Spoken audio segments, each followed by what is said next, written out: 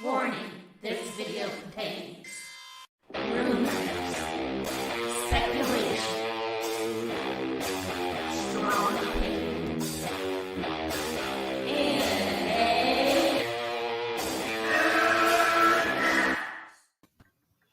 Welcome, anyone that's out there, to MME Live. I know Justice Con is going on, but we have a special guest, the Comic Book Hut, who I long in the past, I've asked you to come on. I appreciate you reaching out to me. Just having some talk, just talk a little bit about fandom, comics, movies even. I know you say you don't follow as much as the movies and series as much as the comics books themselves, which I could respect.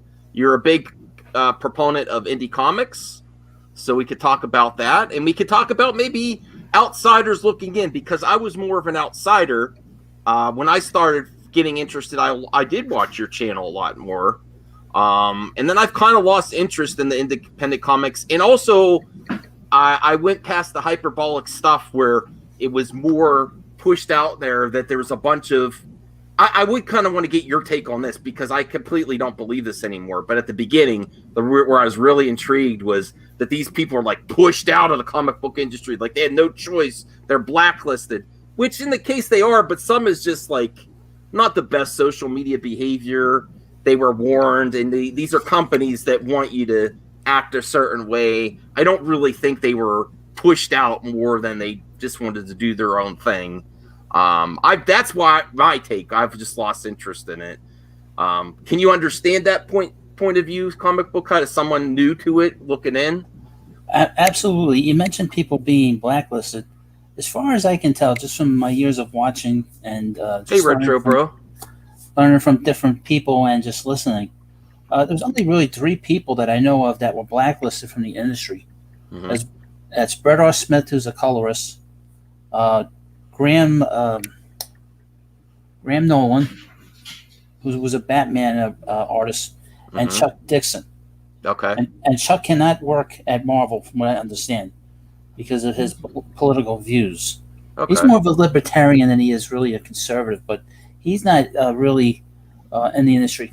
As far as I can tell, they're the only 3 names that I've heard of. Mm-hmm. Everyone else that I've heard of, Ethan Van Sciver, Mitch Breitweiser, R.T. Bear, these guys got kicked out because, one, they don't really sell as well as they used to in the industry. Okay. And they're slow. They're slow in terms of getting the work done. Which we have to take you on your word for that. But then if you look at the actual products they've released since they've been on the internet, it has been slow. I can believe it. Yes. It's taken Mitch Breitweiser. He launched a book called Red Rooster. Yeah. Which I remember. I lost interest. I heard it was in Walmart first, and backers weren't getting it. I was like, this is ridiculous. He's very messed up. Yes. It's called. I call Red Rooster the Crimson Cock, because I feel like it has it's a name that stands for something. Red Rooster is a terrible name for a superhero who wants to be known as a chicken. But anyway, the book launched on Indiegogo in August or maybe July of 2018. It was supposed to come out March 2019. It's now getting to the backers' hands. The backers are just getting it now. Last year, part 1, he broke it up in 3 parts. Part 1 went to Walmart, and part 2 went to Walmart. And he was so late with part 3 that I don't even know it's in the stores. And there's some places that don't even have the book. There's some places that put it in like the 99-cent bin because nobody's buying it. Oh, wow. He made close to $200,000.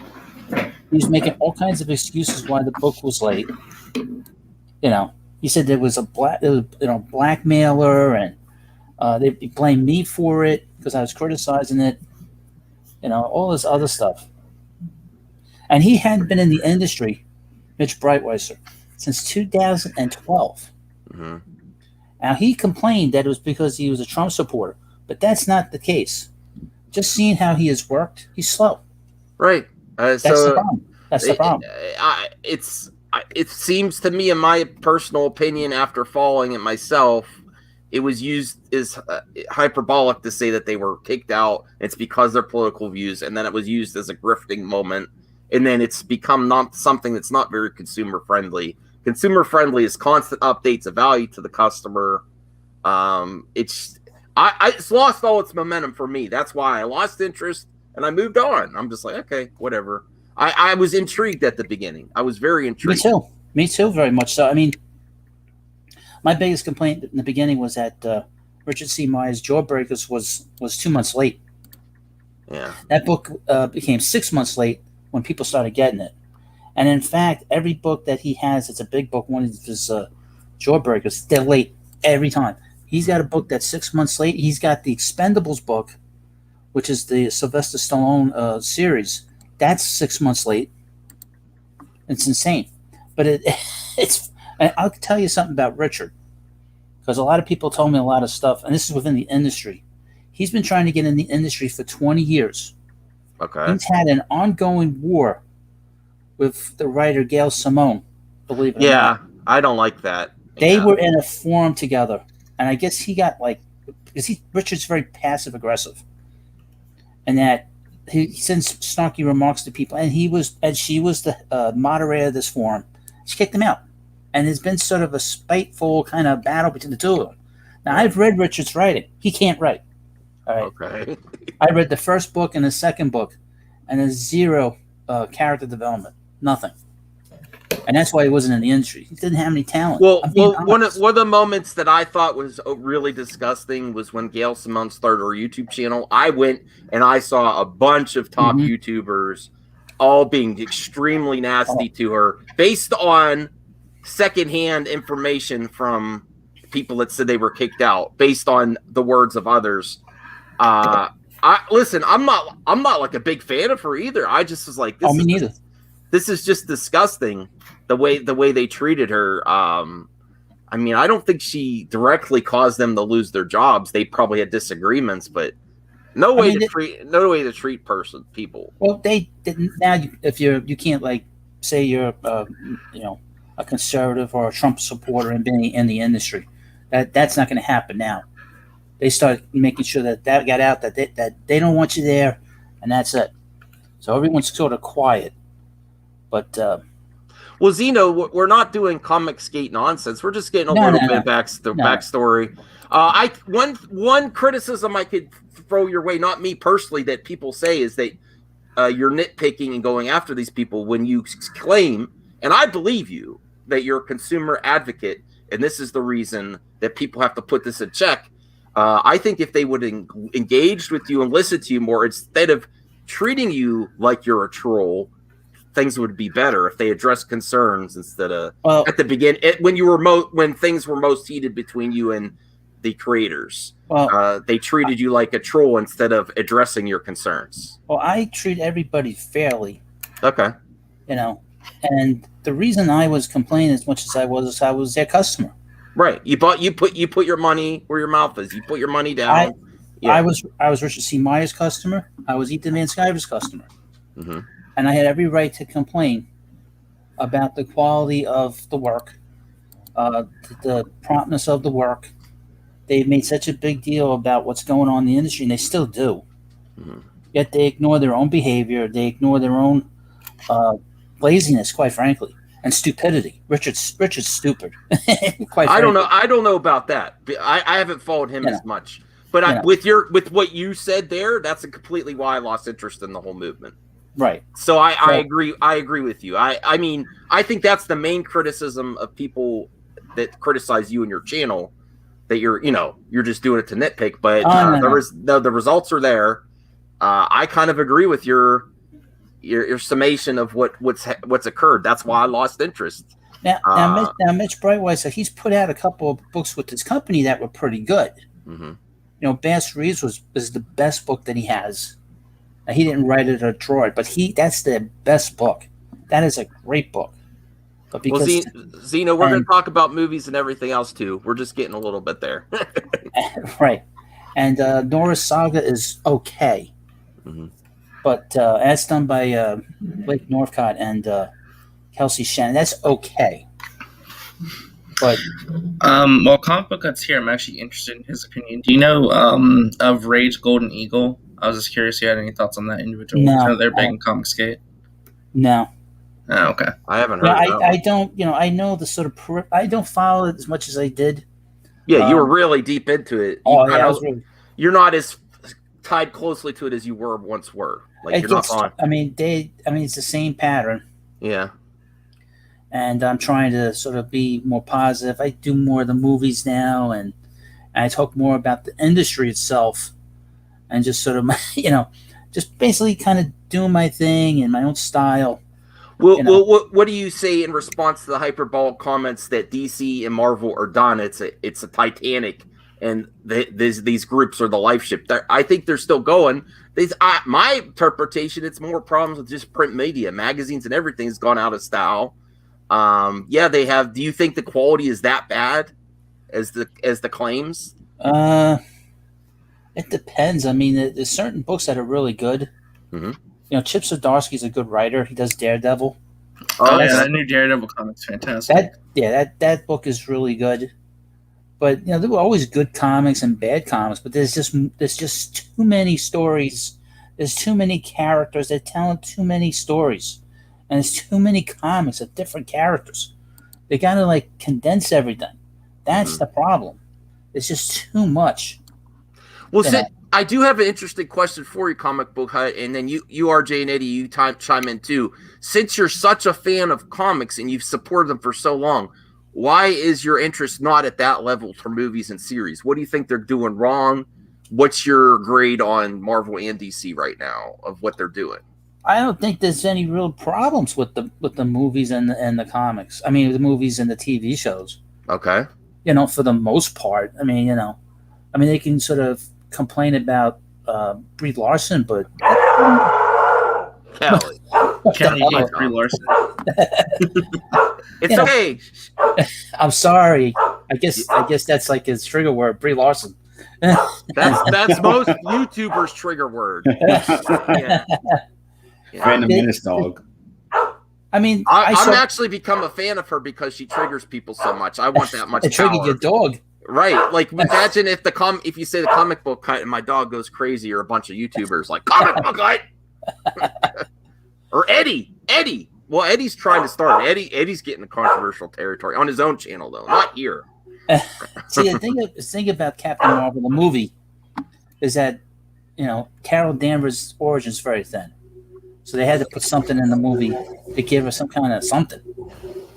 But for the most part, all the Marvel movies on balance have been pretty good. Could we get your comments on woke characters? Because when I first followed all these people, especially the ones that claimed they were kicked out of the industry, they said all these characters are horrible, like Miss Marvel and stuff. And I played the game. I thought she was a fun character. Is she for everyone? No. I also, when at the time, I was following a lot of the people saying Captain Marvel sucks and stuff, and then I didn't go see Brie Larson in the theater, and then I saw Captain Marvel at home, and I was like, this is fun, it's fine. Like, what's your take on all the characters that people claim are horrible? Well, the thing about Miss Marvel, I guess you're talking about Kamala Khan, is that she's got big hands. Yeah, that's the problem with the character. It's just weird. It's just goofy, Other than that, Mr. Fantastic's a little goofy himself. Yeah, it's kind of the same powers, Yeah. Yeah. Well, I don't know if you guys saw, but apparently the MCU show that they're doing, the Disney Plus show, they're changing her powers a little bit, apparently. They're going to give her, purple energy beams. Well, I mean, the only reason what? The only reason I mentioned that Comic Book Cut is before I even knew about it, because even though I'm wearing a Dr. Doom mask, I follow more movies than comics. I did. Right. I had comics when I was little back in the day, but I don't follow the new characters. And all I heard was such horrible thing. And then I played actually Zeno in the chat here. He said, "Get the Avengers game for PS4," and she is the main storyline in that game. And I really liked the character. I was surprised. I was like, I've heard such horrible things about the. Now I know what you mean. It seems a little silly with the big hands, but I don't think it's that much different. The reason I missed Mr. Fantastic, there's some weird comic book characters in the past. When I think of her, I just think about how much of a fan she is. Like, she's a fangirl to other heroes, and I think it's very relatable to people. That's all. I don't think that character. I think the character's okay. Okay. Yeah. For the most part, I I wish the character was more edgy, did more things to sort of push the audience. But I guess maybe there's a lot of fear with the any kind of backlash that they would get. But for the most part, that other than the hands, I don't see any problems with Miss Marvel. To be honest with you, I don't really talk much about her. Okay. To be honest with you, I haven't seen anything that's bad. It's just as you get a lot of these. Well, I mean, those were the two main ones where everyone was like, "Oh, these woke characters are horrible." Captain Marvel, Miss Marvel, and then Falcon is Captain American Chavez and stuff. Her too. Which, yeah, listen, I'll be honest. Like, I'm not a comic book cut. I'm not like woke, but I like to listen to people that have a difference of opinion. I'm not against it. I'm like, it's not. I'm not like in a virtue signal. I'm like, oh, it's about time. Like RJ just said, Falcon as Captain America. It's like I'm like, okay. I never had a problem with Sam Wilson as Captain America, and in fact, the big problem I had with Captain Marvel. Just go back to Captain Marvel for a minute. Mm-hmm. I had a problem with them elevating Carol Danvers. Okay. To that character and to that role. I thought it would have been better if they had Monica Rambeau, because she was the Captain Marvel of the 80s. And she was an Avenger. She was the leader of the Avengers. She was just a better character. And they kind of made her into, like, I guess she's like a little girl in the movie, But, well, she's I don't know if you haven't watched the TV series then, right. WandaVision. That's what I meant to say. Yeah. So she's more prominent there now, right? And so it's kind of her back, Well, here's the thing too that I was going to mention. The constant thing that they always say, at least in the Phantom Menace, in response to like woke characters in comics, is that for example, Jane Foster, Thor, Sam Wilson, Cap, they're always like, why don't you guys make your own characters and let them succeed on their own? Okay, Miss Marvel, Kamala Khan, is a brand new character that was created for the comics recently. She's like pretty much a brand new character, like came out a few years ago. She's blown up. She's getting more successful, more popular. But then they say, "Oh, the character sucks." It's like that double negative argument in a way, where it's like they say, "Well, make your new characters, but don't make new characters we don't like." So it's like, which is it? Right. I mean, like I said, Miss Marvel, she's okay.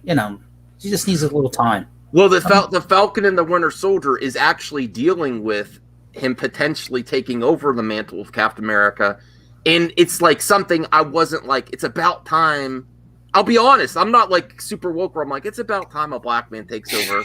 But they address it within the storyline to say why there's a stigma, why some people might have an issue with it, and they it's actually good story writing.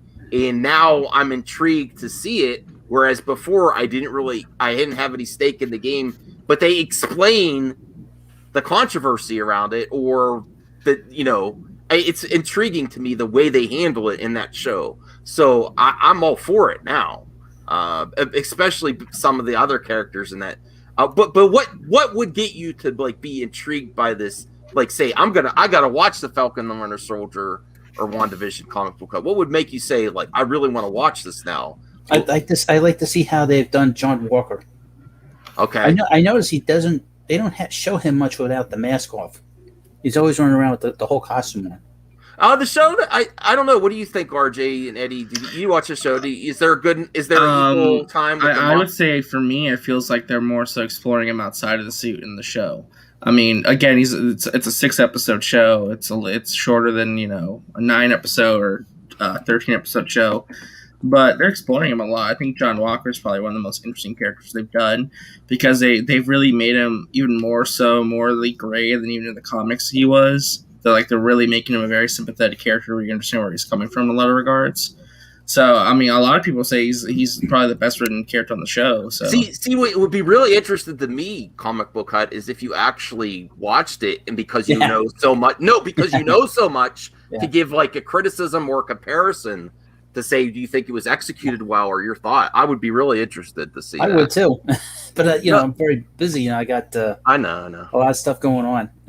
Right, but because you know so much about the character, like I should just get back into regular comics and go to the comic book store. Really, it's cheaper and it's there. I can just go and get it. If you don't like the new comics, there's plenty of old ones. Yeah, right. That's true. And that goes for everybody, really. If you don't like the new ones, get some old ones. That's it. I've been reading a lot of old stuff myself. I got like a bunch of trades and real classic stuff. Fantastic. How long have you been collecting? 35 years. Oh, Long wow. time. You take really good care. You have everything in plastic and boxes, and I have stuff all over the place, but the collection is getting smaller okay. because I give stuff away to charity and not my good stuff, but a lot of the new stuff I gave away, and I gave some books to my friend, but That's nice. I keep a lot of stuff in boxes and I keep them in a closet to where there's no light on it. And I got books from the 90s. They look like nobody read them, And I keep everything in great shape, to be honest with you. You would think I just bought them, Cool. It's funny. I gave away, a bunch of like old Spider-Man books to my friend, and I got those in the 80s, and they basically look like they did when I got them, like they'll beat up and stuff. So you are a big Spider-Man fan? A big Spider-Man fan. What's your take on Tom Holland? Did you see Tom Holland? I know because that's controversial. Yes, because some people don't like it. He's weak. Okay, he's a weak Spider-Man. He is not a sidekick. Okay, that's the problem with the MCU Spider-Man. I could see that. He's a sidekick. He's not the sidekick to Iron Man. Right, I could get that because they really. I would argue they are moving away from that though. The character's starting in one place and you're seeing them evolve as it goes on. Right. I mean, if you listen to the rumors, the idea is that this is the high school trilogy, then it's going to be a college trilogy where he grows into becoming more of an independent. Well, I could definitely see that point though, RJ, because the part of the thing with Spider-Man, and I follow Spider-Man enough to know that he figures things out for himself. He doesn't have someone to rely on all the time. He's usually, and he's always got Iron Man there to help, or it's different. It's fun because we've seen so many versions of Spider-Man. But I could kind of see that if you're a hardcore Spider-Man fan, that you kind of want, and that's why I'm like, I don't want. Do you who here wants Disney to actually own Spider-Man? I don't want it. I don't want Disney to own anything else. They already own the X-Men now. I hope Sony can keep Spider-Man. I think they've made mistakes. I would like Disney to own them because then Sony wouldn't have the red tape around the franchise. Because I don't know if you know, but the reason that the MCU made a lot of the creative decisions they did is because Sony basically said you need to differentiate this because we want ownership of certain things with this franchise still. Mm. So that's why the MCU had to tweak certain things and do certain things with the character to make it more unique. Well, what's your opinion, comic book cut, and then Eddie? Do you want Disney to own it, so it's gonna, or do you want it to stay its own thing? I want them to build out this. They have to execute it right, but build out the Spider-Man universe. I kind of like it separate. I don't want everything a big collab, cameos everywhere in every single movie. I like that. I enjoy it, but not every time. Comic book cut. What do you think? What do you want for the future of Spider-Man movies? The movies. Well, I'd like to see less other heroes in his movies. Okay. Less cameos from from Happy. I don't care about John Favreau running around, being his mentor. Just like to see him be in a situation where he has to figure things out on his own. That's what I get to say. And Disney, I don't know. They've done a weird thing with Spider-Man over even in the comics, where he takes a back seat to all these other characters. He's the flagship character of this whole entire universe, and it's just weird how they've introduced him. And I don't know. It's just. We have some questions, I think, for you from George and Little Movie Perp, and then we'll get to Eddie on what he wants with Spider-Man. George asks, Comic Book Cut, what are your thoughts on Toby Maguire Spider-Man?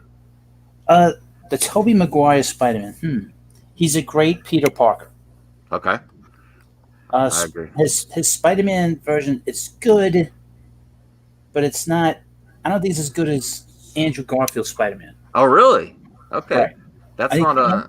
Andrew Garfield Spider-Man is pretty close to how I think he should be, but his Peter is not as good as Toby Maguire's Peter. Yeah, that second Andrew Garfield movie was such a nosedive from the first. Yeah, I really liked him, and then I totally agree with your assessment there. I like Andrew. He might return from the rumors, and then we'll move to the second segment. I heard a rumor that the guy that played Doc Ock is going to be in Spider-Man. Yeah. Oh no, that is not a rumor. Alfred Molina himself came and said, "Yes, I'm in this movie." Oh, okay. Oh wow. Okay, that's I thought it was a rumor too. So thanks for bringing that up, and thanks for clarifying, RJ. That's for sure. Yep, it is now officially confirmed. Okay. Now, little movie perp he goes here to some of the hardcore fanboys. It's not like the comics equals bad. Is that your take, or what do you think about people that are so stuck to the source material they won't accept anything else? I'm okay with the deviating a little bit from the source material, because sometimes it ages. The stories age a little bit. You got to update the story a little bit. Technology is different now, so it has to make some kind of sense. My big issue is always the costumes. Okay, that's my fair. big complaint. All because right. I really loved the Captain America costume in the first Avengers movie, and they didn't show it again. Oh, okay. The other Avenger movies. Yeah, they modernized it. Right. Yeah, they modernized it. They tried to make it like the Ultimate Avengers version, which is kind of what they did in the first Avenger. But Eddie, what's your thoughts on who's played Spider-Man so far and what you want to see? Do you want MCU to gain the rights, or do you want Sony to do its own thing? Or what do you think about Comic Book Cut's comments that he kind of wants he likes a stronger Spider-Man, not more reliant on cameos and other characters? And what do you want to see?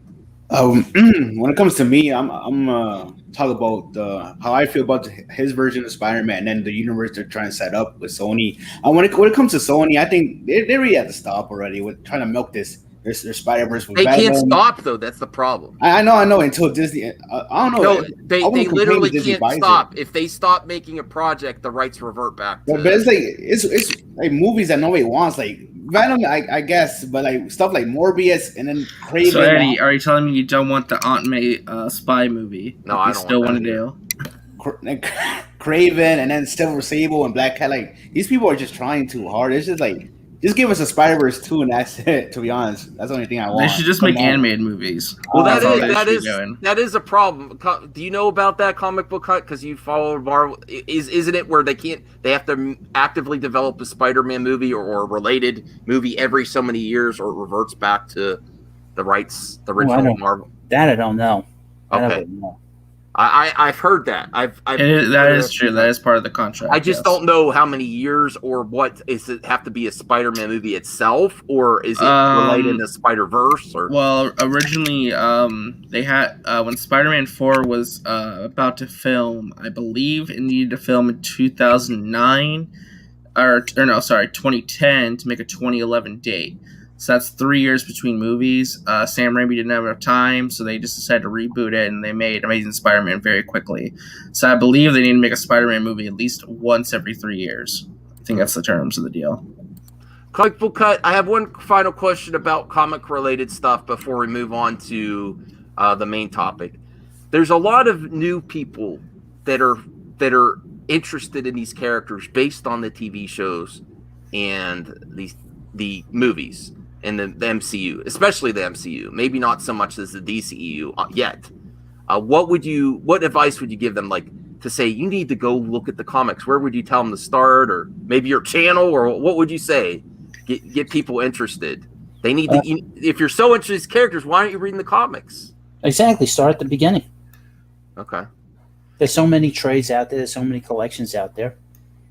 Do you find it frustrating that it's also younger people are addicted to their phones and movies and images and trailers and stuff, but not reading as much? Do you see that as a problem? I don't think so. Okay. I don't think so. If you have a great story, people are going to want to know. Sure. Want to know more about it. I think it's just a curiosity, and you can find comics online, so it's not like you can't. All right. I don't read comics online. I buy everything in the physical form. Well, I would say their comic book stores are less prominent as they used to be, but they still exist. Right. And go look at some comics. Go to the store and find a cheap one or something. And it's fun. It's fun to just go sort through comics. It's not fun to pay everything up front and wait years down the line. I'm still waiting for one. I did buy another one. I forgot, but I'm not going to say which one. And I'm just like, I keep getting updates on the email, and I'm like, I don't even care anymore. I'm past the point of caring. I'm not going to ask for a refund. I just don't care. Most stores, they don't like offer refunds if you buy a comic. You know? I mean, but if you're interested, you could get caught up in all these people online that let's be honest, the majority of people online are here for a reason. They all want something, really. Just go to the comic book store, really, to start, right. I would say. Yeah. Just have some fun, because I don't think that's in the near future, but eventually one day there's be less brick and mortar. It's going to be harder to find a comic book stores. It is harder than it used to be. If you're a comic book fan, don't follow anybody online. Oh, really? Don't follow including you? Well, no, I mean I'm not a creator. Oh, wait. Okay. I'm not a creator. Comic book cut. Okay. But no, don't follow any creators online. All right. To be honest with you, because and it goes for all of them, I think, especially if they're in the industry. I know that some great independent guys that are out there that don't get involved with this insanity. But so it is insanity, and it's spun. It's really spun the way they present it to their viewers. The way it's like doomsday, like it's a Titanic sinking ship.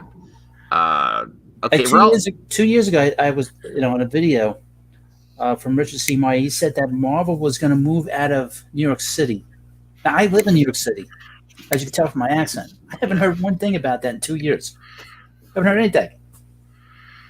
So, Rel McMillan says, I took advantage of the $10 all you can read on Marvel.com. Yeah. Oh, I read a lot of comics I would never come across. That's great. That's a great place to start. And you don't have to store it. That's even better.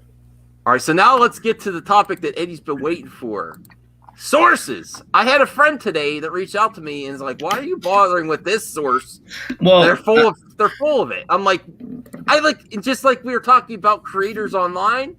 Let's get real. This real state of movie talk. Everybody's full of it. There's always Max. I was gonna ask, why is John Campea on the thumbnail? Because I don't really know if I would classify him as a scooper. Because leaker, he still makes comments on movie talk, and he told Zack Snyder he should shut the F up. When did he say that? I mean, go watch the Film Gob video. He says a lot of things that says people should shut up, or why do you listen to anyone? They're all here for funds. Also, what is up with that picture, man? He looks insane. He looks scary. Well, he is insane. A lot of things he said looks like a mugshot. It should be of what he's done for. Listen, he's on here every day for funds. He's respected among the viewers, but not in the industry as much. And I really don't just based on that's just one example of some craziness he said. And then Grace Randolph is another big YouTuber. But I'm going to say this, Andy Signore and all these other people that put exclusive in their title. Should you put any stake in that, or are they any better than Doomcock? Doomcock is nothing but BS. Andy... I know Phantom Wire has gotten some stuff right, but I don't trust Andy. Johnny Grace are hit or miss. Well, I mean, this is get to the heart of the conversation here. What do they need to do to vet a source anyway? Really, has to fit their narrative, and they could take one comment out of context of a whole interview and use it. They're not going to reveal their source, for one thing, and they're not going to reveal the context of the conversation. They're going to take one snippet, talk about out of context, and my source is better than your source. Maybe. Well, they can't reveal sources because often what they get their leaks from are what they call studio. What are they called? Casting calls, that kind of stuff too, like leaked documents that they can't really talk about. Well, here's this next level of bullshit. I had a one site that has friends with, because there's YouTubers and they have friends that own a site against another site. And they're like, they didn't cite our site for saying this rumor first.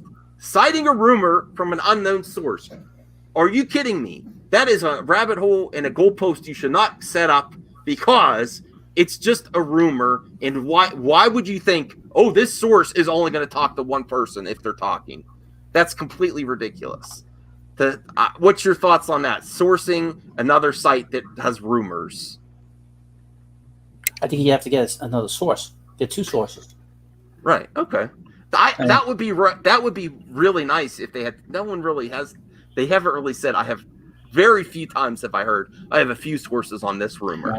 Right. Mostly, you'll get that from the Hollywood Trades. The Hollywood Trades will verify it from multiple sources before they publish an exclusive. So, but what's your thoughts on a site running with a source that says they talked to someone and they're like, no, you got that from my site that covered it months ago? You have to, cite it. If you're using a source, you got to cite it. But how do they even know? Maybe that person talked to this other site now. Why do they have to source? Why if they say I got this from this? Well, Eddie, you haven't said anything about what's your whole thoughts on the source game, and is anyone any better than the other? I honestly think they are better than Doomcock, but not much. I do think Grace has a lot of sources. Just want to know why? Her sub count. That's all.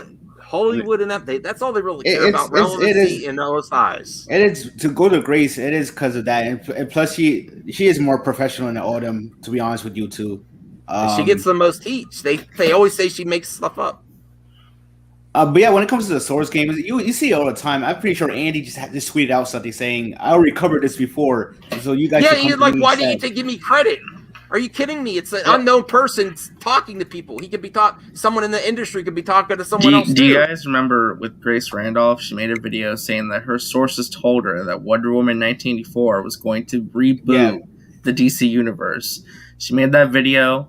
Wonder Woman 1984 came out. She said nothing about that. She completely ignored the fact she made that video and told people that that's what the rumor was. When it comes to her, look, I watch her channel sometimes, but she does not like to admit when she's wrong. She really does not. No one does. No one. I know, but look, at least what it. Well, look at the Pedro drama, Eddie. Look at the Pedro drama with Grace. She kept saying, "Oh, I'm not wrong. It's just this and this." It's that, and I remember with the Birds of Prey thing, thinking she knows better than the director of the movie. It's like, come on, if you're wrong, just I don't know. It's crazy, but all of them want attention. All of them want to be right. Right. All of them want to know that the information came from them. It's hard. They kind of wanted the tone of Wonder Woman 84 to be the new standard of humor, jokey jokes, and overly bright superhero movie, so I can kind of see if you go that angle. Yeah, but she said Flashpoint. That's I'm sorry, but that's idiotic right there. I don't know. Their sources exist in their heads. The voices in Grace's head folder. My source is myself. What's your source, Comic Book Hut? Do you have sources yourself? I do. I have some, and I've had people confirm things. I have multiple sources when it comes to certain people. Well, I know you actually talk to some creators, so I get that. And then you've been following the industry so long. So have you gone to conventions before and talked to them personally? No, not really. I mean, I've talked to them before I had a channel, But I wasn't really that involved online with people, to be honest with you. I wasn't in any of the forums or, I've sort of gotten these sources over the last 3 years. And in fact, I was really talking to inside the comic book industry, but I've been very quiet with them, and they've been quiet with me. I probably should get a hold of them again to find out what's going on behind closed doors and stuff. But how is Grace right about Birds of Prey, though? What evidence do people have to find out that's right? What evidence to support that? If anything, even if Kathy Ann was lying, I'm pretty sure I'll take her word before I take hers, because she's the director of the movie. She was there during the creative process. It was she also, Kathy Ann, I have nothing against her, but she also jumped on the train that her movie was hijacked when the Snyder Cut be thinking, what about my cut? I don't. No, I get it. I'm just saying that it's the fact that she's the director of the movie, though. That's. Yeah, I would say that doesn't invalidate her argument saying that this information was wrong. I mean, she's the director of the movie. She knows it better than us. Comic Book Cut. What's your thoughts on the DC movies in slate coming out and what's going on there? Because which do you follow more, MCU movies and properties or DC, the movie and the series part? The MCU is more of my thing. I mean, I'm more of a Marvel fan. Okay. I'm a DC fan. What do you say is wrong that's happening in the DC? What's happening now with all their announcements and everything and movies, actually the product? It's sort of a mixed bag, really. Aquaman was pretty good. Yeah, I liked Aquaman. It was fun. It was enjoyable. Yeah. Justice League was just dreadful. Just well, he hasn't. To clarify, he hasn't seen the Snyder Cut yet, though. Right, I haven't seen the Snyder Cut. I'm interested to see how the Batman is, but it looks very strange. Okay. The first Wonder Woman movie was great, I thought. Oh, I love that one. Yes. They really found a great actress to play that character. That's another reason you shouldn't listen to John. Why is he? People keep asking why he's in the thumbnail, because even though he's not in the Scoop Game, he's full of shit still, and he's in movie talk, and you shouldn't listen to him because he made some really nasty comments about Gal Gadot's hiring. Why? And, he says she's a horrible actress, and he commented on her physicality. She can't do it. He's on record as saying that. And then he still says, "Oh, well, she did good, but she's still not a good actress." I'm like, she's a professional trainer. Yeah, and she's tough, Right. She's in the Israeli army. She's very impressive. She looks like a superhero. Right. So that's another reason not to. And she smiles a lot. Maybe that's what bugs him. Because he doesn't look like he smiles. He doesn't look too happy in the picture. The whole thing with Campea and Gal Gadot was weird, but I guess you have to remember the only movie she was in was Fast and Furious, and she wasn't great in that. But nobody's good in those movies. You don't go to Fast and Furious for the acting anyway. So I don't get that whole thing. The thing about it too was when that movie was successful and everybody was praising her, he kept quiet for a long time. He didn't say anything. No, I'm pretty sure he said he was wrong. Like he admitted he was wrong or something. Nah, I think it took a while for him to say something. I'm pretty sure. I remember over at Popcorn Planet, they were making fun of him. I saw that video, and then like a couple of days later, he responded saying, I don't know, it was something to do with Robert Pattinson's not working out, but he talked about Gal and how he felt about it. All right, so now I wasn't going to cover Justice Con much, but this is like this is what people want to know from today's events. So I'm just going to play the clip. The big question, if Zach will actually continue the Snyderverse if they say okay. And the results are not overly optimistic towards the future, I have to say, but I want to get your panelists, especially Comic Book Hut, who doesn't follow like the Snyderverse as much as some of us here on my channel do. We are big proponents of the Snyderverse Hut. I really love the movie. I love all Zack Snyder's films. So this is from Justice Con. Go check it out. They're doing a lot of charity for suicide prevention. But this is the big question that he answers here. And I just want to get everyone's thoughts on the response. Like what you think now that you've heard this. Does this change anything or what?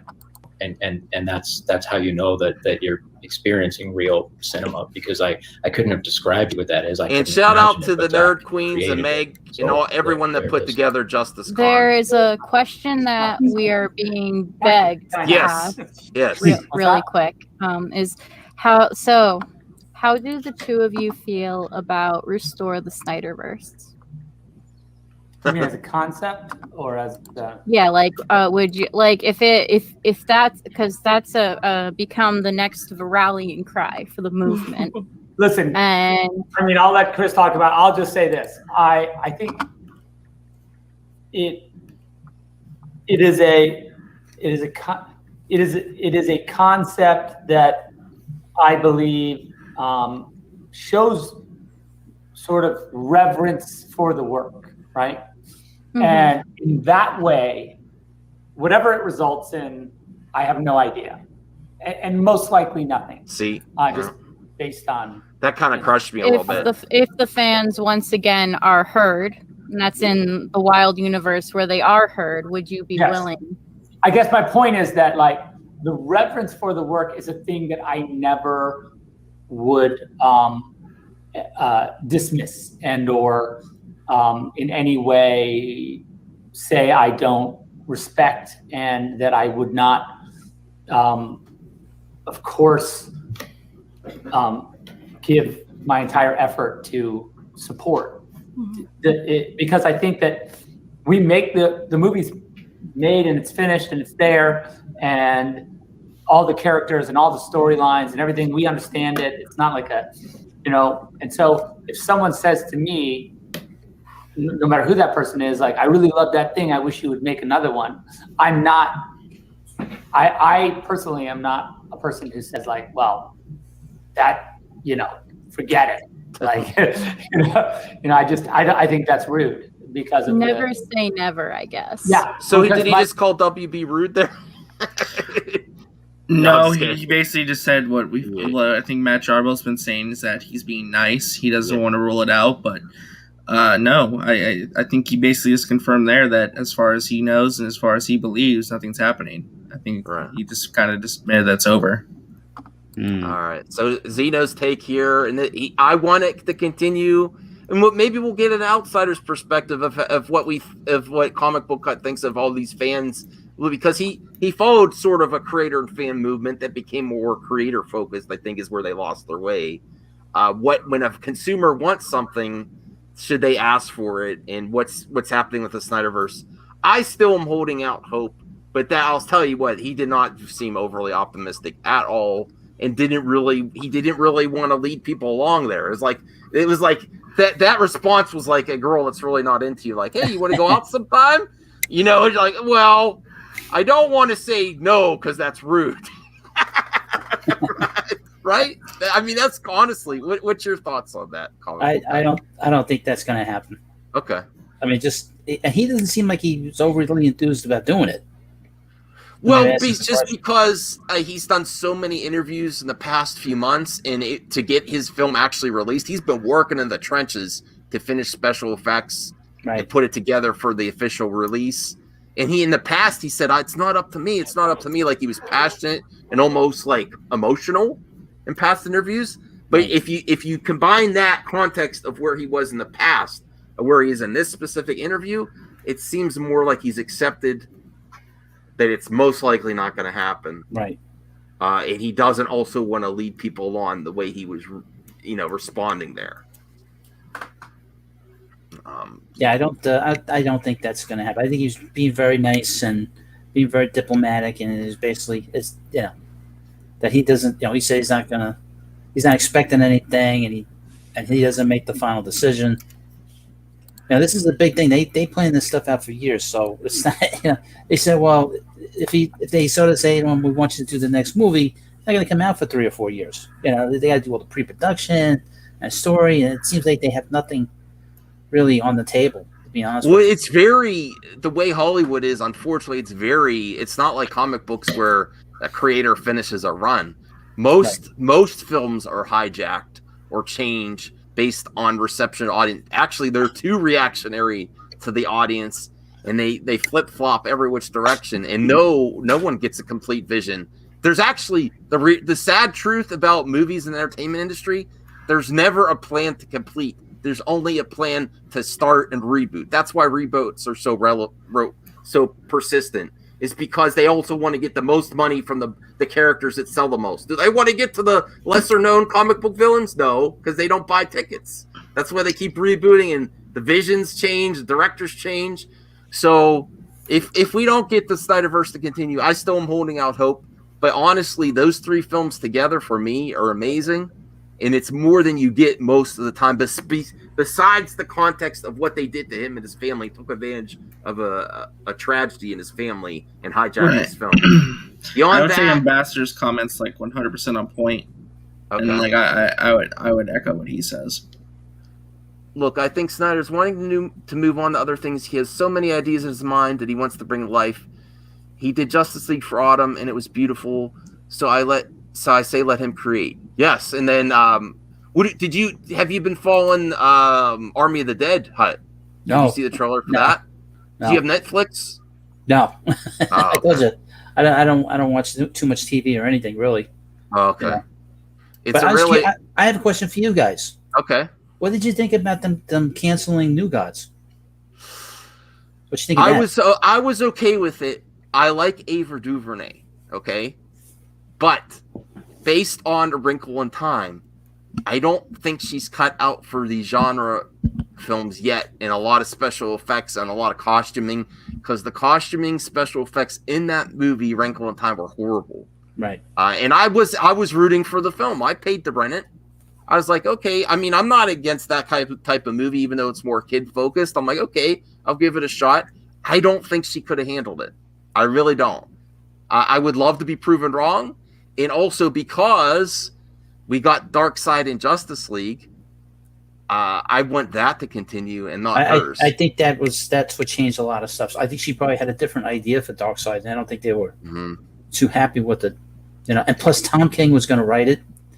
Tom King he's a terrible writer. Oh, really? I don't know. Oh, it's terrible. Well, Terrible. his Vision comic was amazing. His Mr. Miracle comic's very good. I mean, his Batman's not that great, but I did like his Vision comic a lot. I love that comic. Well, Army of the Dead universe ambassador's interested in. It's like a zombie on steroids. They basically, it's like, I wasn't on board with this description of it, but it's like Ocean's 11 in Las Vegas when the Walking Dead have taken over, and the Walking Dead have like kings and queens, and they're intelligent, and they can, they're fast and smart and agile. And it has like what's his name in it? What's some of the actors? RJ, I'm forgetting the name. Oh, for Army of the Dead? Yeah. Dave Bautista. Yeah, Dave Bautista. Tegan Notora. Joe Manganiello, I think he's in it too. No, I don't think so. No. Oh, wasn't he in it too? Maybe No, I'm I don't thinking... think he is. Okay. He might be one of the spin-off movies. All right. Would that would that interest you in comic book form? Or are you not interested in like Walking Dead and stuff? No, I only saw. I've never seen the show Walking Dead, believe it or not. But here's an interesting thing: I'd never read a comic. So one day I picked up a trade in the store, and I was shocked it was in black and white. I couldn't believe it. I guess the whole entire series was done in black and white. Yeah. How come he didn't do this actual show in black and white? That's interesting. Probably the network, I would think. That's a hard Yeah, it's sell. the network. I mean, they kicked off Frank Darabont from after the first season, so that show went through a lot of development stuff. Right. Jose Chaos, how is Dave Bautista going to ruin Army of the Dead? I'm just curious. Like, Dave Bautista's amazing. Wasn't Dave? Yeah, he was Drax in Guardians of the Galaxy. I have an article that I forgot to cover. We should cover this, and maybe we'll get Hutt's opinion on this too, because he said out of the three, you haven't seen Snyder Cut yet. No. You're not that big of a fan of Man of Steel, but you're surprisingly you like Batman v Superman a lot. Right. So I want to get your opinion on this as Ben Affleck's Batman. So this is from Geekosity.com. AT&T wants Ben Affleck Batman series for HBO Max. Ben Affleck's fate in The Flash. Now, there's also rumors that they were trying to have his final appearance, Ben Affleck, in The Flash. So Ben Affleck's fate in The Flash may be up in the air as AT&T heightens their interest in HBO Max Batman series. On March 26th, I leaked that Ben Affleck's Dark Knight would face the Grim Reaper in the Flash movie. However, sources, here we go again. Sources revealed that is uncertain now. Initially, Ben Affleck's Batman was supposed to have an Endgame-esque finale in the Flash. It was Warner Brothers' way of saying goodbye to the Snyderverse. But now I'm not going to read the rest of it, but what did you like that part of Batman v Superman, Ben Affleck's Batman, and do you think this would be a good route to go? I don't know about that, but I really loved Ben Affleck as Batman. I thought he was great as Batman. I mean, really dark, and you could tell that something had happened to him. That something happened to one of the Robins, and he was a broken man at the beginning of that movie. A very different Batman than what we've seen. I thought it was really good. Right, because we don't need to see the other Batman. This is Batman when he's gone through the shit. Right. I mean, this is not Batman Begins. This is Batman, not Ends, but Batman where he's gone through shit, a lot of shit. I mean, he even says in the movie, we've been through a lot in 20 years. Yeah. And what's changed. And you can see the sort of bitterness and the sort of anger that he has to all the fighting. And it's just, I thought it was just a terrific performance. And you sort of see the Superman too, this Henry Cavill Superman. He sort of went through he's troubled in the first movie, but he wasn't so troubled in this, and he sacrificed himself. So he sort of became like a fallen hero, which he wasn't really before that. He didn't sacrifice himself. So that's why I'm very impressed with Batman versus Superman. It's a very different version of both of the characters in particular. Right. Which I was refreshing in a lot of ways to see it. And I wasn't a big fan of Man of Steel, like you said, because we were talking about it before the show started, that I wasn't a big fan of it. Well, say why so the audience knows. Like, you more like you were saying about the parents and Clark. Oh yeah. Like we've always sort of traditionally seen the Kents as this sort of loving, giving, I love you, Clark. You can do it. You got to give to humanity.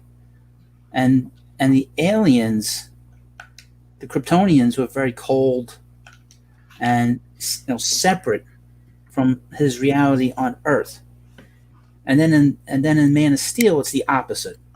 Mm-hmm. Jor-El is telling him, you got to do this because it's the right thing to do. And his parents are telling him, don't do it.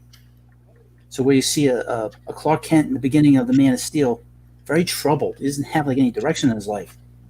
And it isn't until he finds out who he really is that he has some direction. He has, not to be lame, but hope. That he has a purpose in life. Because he sort of has no direction in life. It's just the very strange Superman, a very strange Clark Kent that I'm not used to, and I don't think anybody's used to. Okay. So that's why I wasn't a real big fan of it. I get it. I understand that. Because Superman is a mythic big figure, but if he's so mythic that you can't like relate to him, or if he's not smiling, it's a little scary. And he's a psychopath, the Superman. He kills Zod.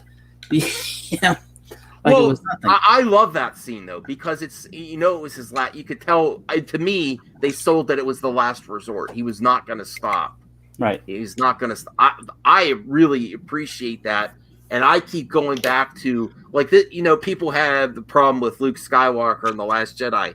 We only have one big screen version of Luke Skywalker, where I give more of a longer leash to like DC properties, especially because they've had more iterations than Marvel even, is how many Batman and Superman that we had. I want to see something different. I don't want to see the origin story over and over and over again. And then I think if you want to watch a Zack Snyder movie, the one criticism I understand is it's not a kid's movie. And I can understand if you want to bring your family. I will say this. After seeing Batman versus Superman, and I didn't say this to you before, I appreciated Man of Steel a lot more after seeing that movie because you saw this sort of character arc that Clark had, which was very different than it traditionally that's been done. So I actually had a great appreciation for it than I did prior to that. I also think this, being with Lois, that humanized him more in Batman versus Superman too. I see that, yeah. I always think about if superheroes really existed, I don't think you get more. It's not the Snyderverse is still not plausible, but it's more closer to reality to me than some of the stuff in the MCU. Although I like the MCU too. Yes. Oh, Zeno agrees with you. They were horrible parents. I think they were like super overly protective. Yeah, but I think it's because it was more realistic to like what would happen. Like some of the when it comes to Jonathan Kent saying he was saying you should have let the kids die or whatever, because it makes sense if they would have found out who he was, they would have took him away. The government, they would did all these things to him as a kid. They would it makes sense to conceal yourself. I know I have. Can I just say to you, I need to comment on Man of Steel too. I don't know if I'm in the minority. I think Jonathan Kent's death scene, I don't know. I have mixed feelings on that. I like more so the idea that he just simply dies of a heart attack because that's something that Superman can't stop. It's teaching Clark that people die naturally, and sometimes you can't stop death. Even with all the power in the world, Superman can't stop a heart attack. Tornado death. It's like I get what it was going for. It's just I got that. I agree with you on that. I agree with you. Okay, I understand the criticism. It worked for me though. That it was so important. That's really where the parents of Clark were in that film, is they were so protective of his secret and how the world is going to react.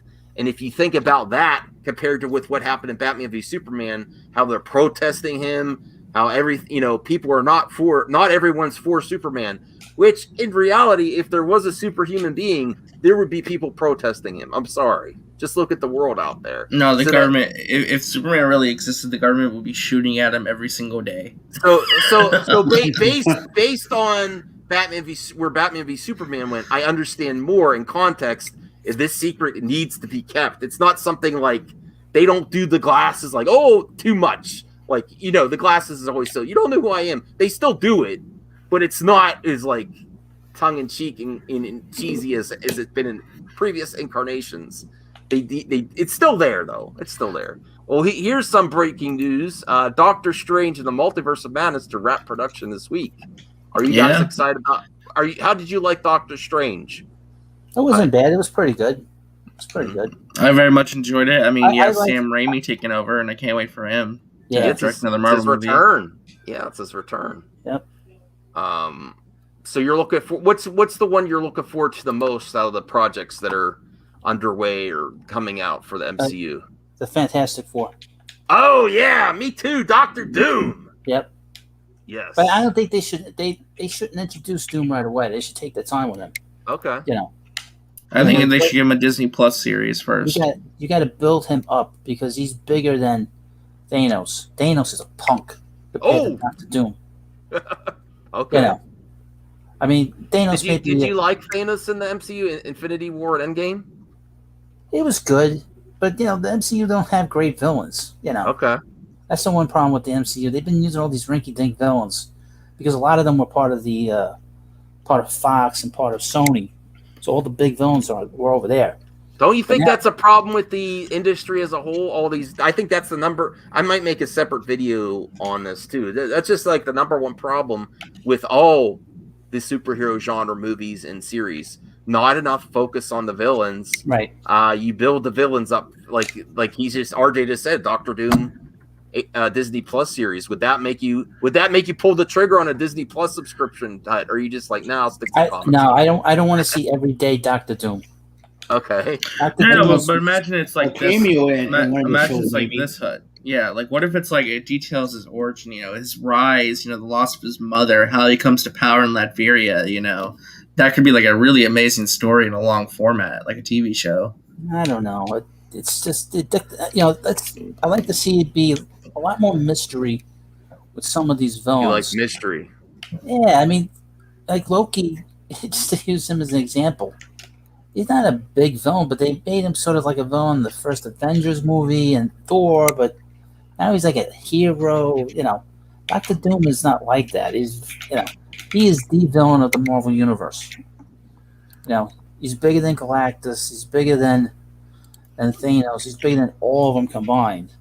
So you gotta sort of take your time with him and not show him all at once, sort of little bits and pieces, because he's like, he's a showman, and he's got a lot of hate and envy, and he thinks he's the best, the smartest. There's nobody smarter than him, and all these different things, and he's a sorcerer, and so he's sort of a rival of Doctor Strange and Reed Richards, and all the heroes have fought him in the past, and he's just too big to do a series on Disney Plus. He's just too big for that. But do you want him to just be introduced in a Fantastic Four movie, or do you want more of a big focus in the movie? I think what they kind of did with Thanos, like bits and pieces of him, and then not really introduce him in the first Fantastic Four movie, but he's sort of a looming figure in the background.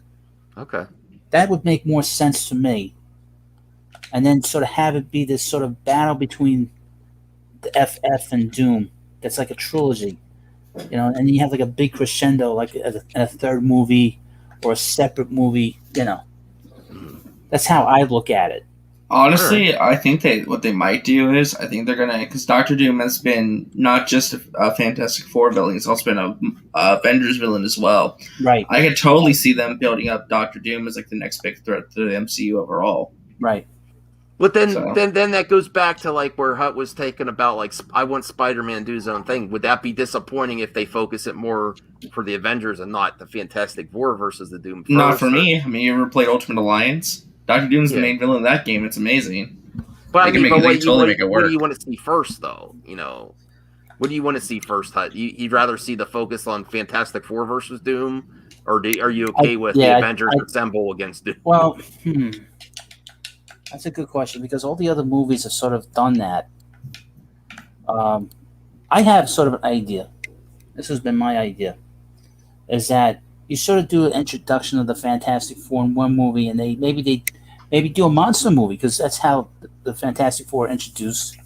Maybe you have a smaller villain like the Mole Man. You fight monsters, and it's very small and different. But Doctor Doom's in the background, and then maybe in a second movie, it's kind of split to where I don't know what the first part would be about, but then the second part would be introduction to the Silver Surfer and Galactus, and then the third movie. See, I always thought they did the Fantastic Four before movies.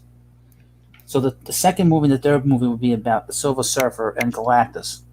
And then the fourth movie would be basically Doom showing up and stealing the power of the Surfer, and you go through all this, and that's sort of been my idea, which would be a good idea, would be interesting. And then maybe you have a big situation where he has this great power of the Surfer.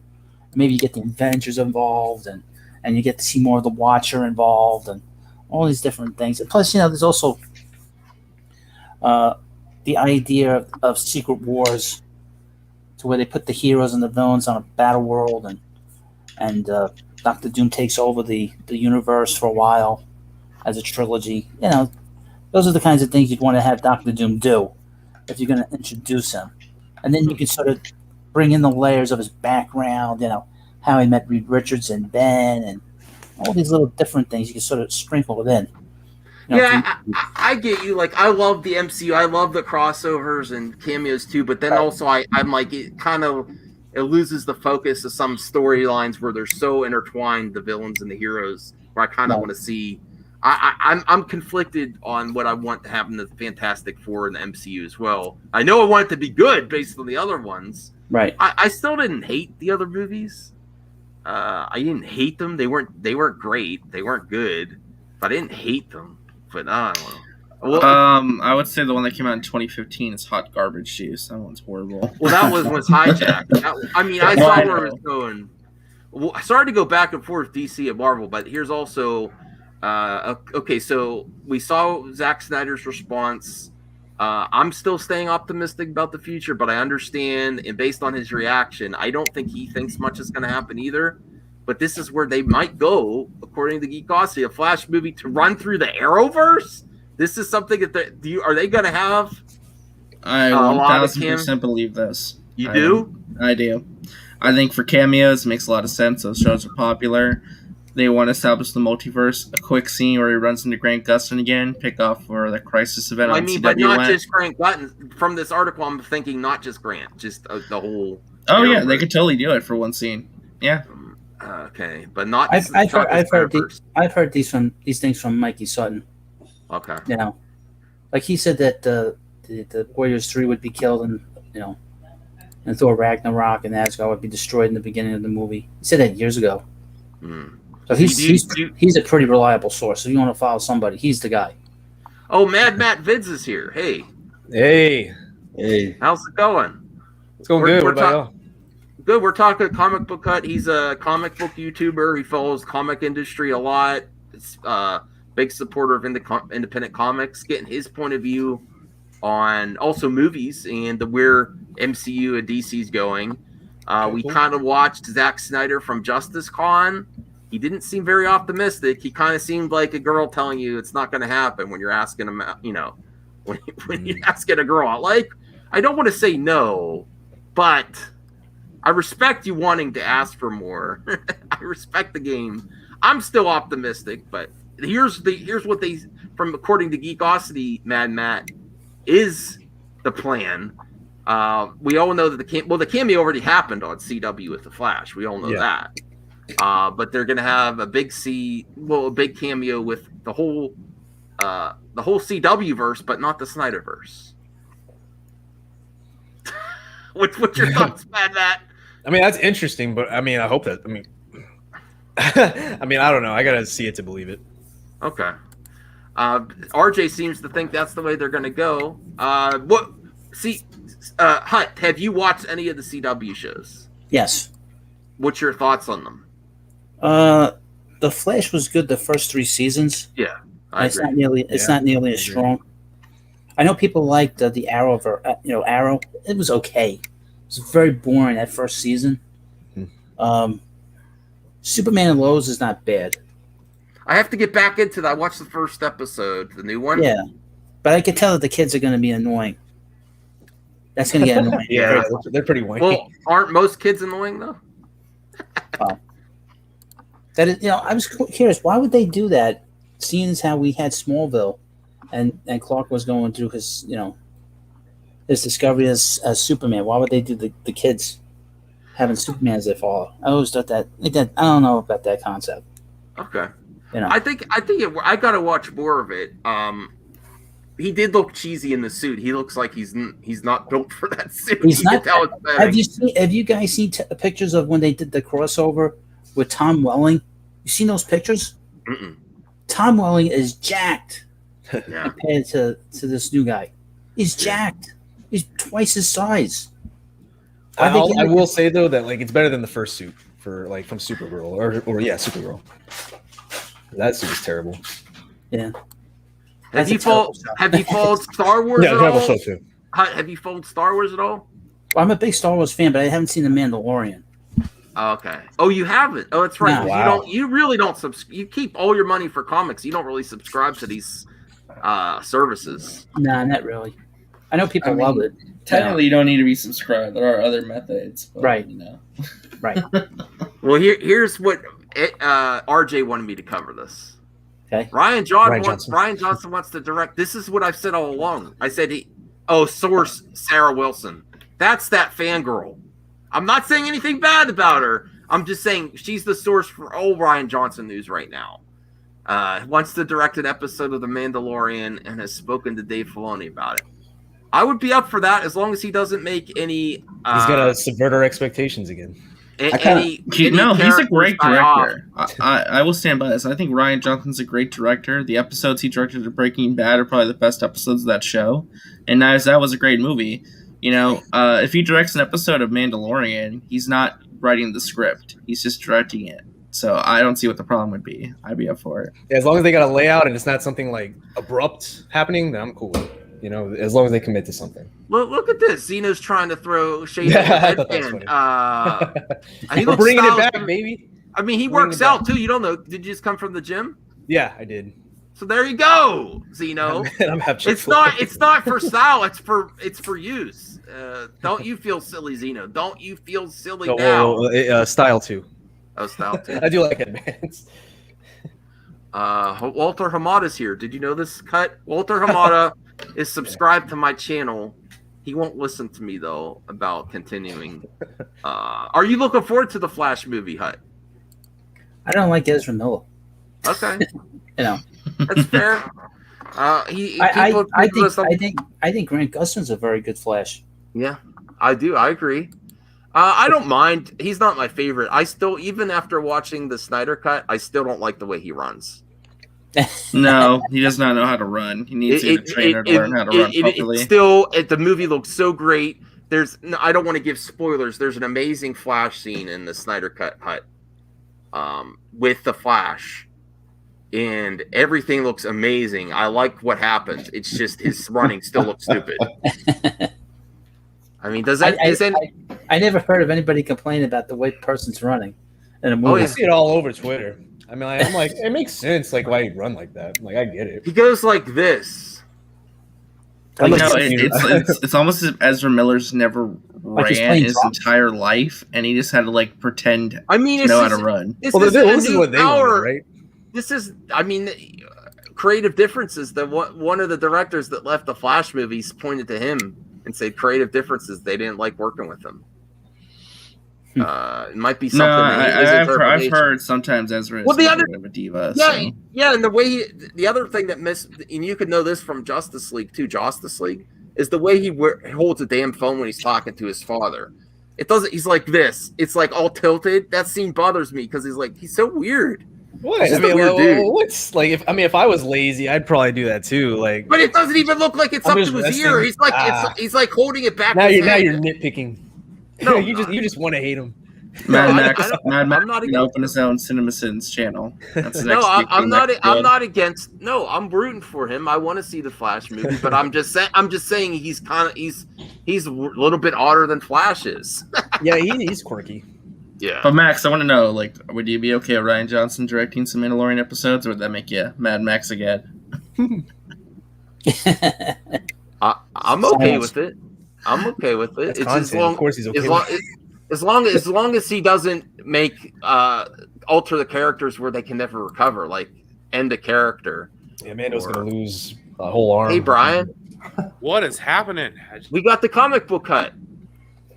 Which I know you said you had an Figured early I'd day join tomorrow, so I don't know how much longer we're going to go or how much you want to go through. Yeah, I'm gonna get out of here because I gotta get up early. But Right. So I want to be respectful to your time frame because we had some new panelists on. They might want to talk a little bit longer. But before you go, if you're interested in independent comics or the regular comic industry, he said here that it's not exactly a sinking ship, Marvel and DC. You could still find stuff where you could go back, go to a comic book store, and find some great stuff. Or, if you're interested in indie comics, he's a good place to go to, and he's going to tell you which indie comic creators actually deliver. Besides I'll give you a couple names. Doug TenNapel, as you may know, the creator of Earthworm Jim the Game. I had him on my show the other night. Douglas Ernst, maybe you've heard of him. He does a book called Soul Finder, and that book. The first book that he had was crowdfunded, and it did very well. But now it's on a website, so it's not crowdfunded. So you could get it if you ordered it now. You probably get it by Tuesday or Wednesday. It's all done. It's drawn by Matthew Weldon. Maybe you might know of him, and colored by Brett R. Smith, who I mentioned earlier. And he has his book on there. Also, Timothy Lim and Mark Pellegrini, they're also on that website. It's called Iconic Comics. Okay. And they do Common America. You may have heard of it. The successful crowdfunder. This last book is like they earned like $100,000. It's sort of a manga style. Yeah, I've seen the cover. The cover looked legit. Yeah, and they do Black Ops, which is this rabid like assassin that works for the U.S. military. That's a great book too. And so if someone comes to your channel and goes to the comments and say comic book cut, they ask you a question about comics, you'll likely respond. You'll try to steer them in the right direction. Oh, absolutely. I always write back to people all the time. Or I'm interested in indie comics. Where should I start? Who delivers on timely and it's consumer focused? Those guys deliver on time. Okay. I also would point out John Delarose too. He puts out very good books. He has a new book called This Volt, and that book is all done, and the artwork is great. It's very classic John Buscema style artwork. So that book is really good. He always delivers on time. So if you back his book on Indiegogo or Kickstarter, you get it when it's supposed to. You want to back if you're going to do these crowdfunders, back guys they're gonna deliver. Right. I think that's fair for the consumer to ask. Yeah. You pay all that money, and it's premium prices. To be honest, they throw in all kind of extras, But I think I would point out about Douglas Ernst. If you get a comic, it's like 56 pages, it's a graphic novel, and it's $10 for just a trade.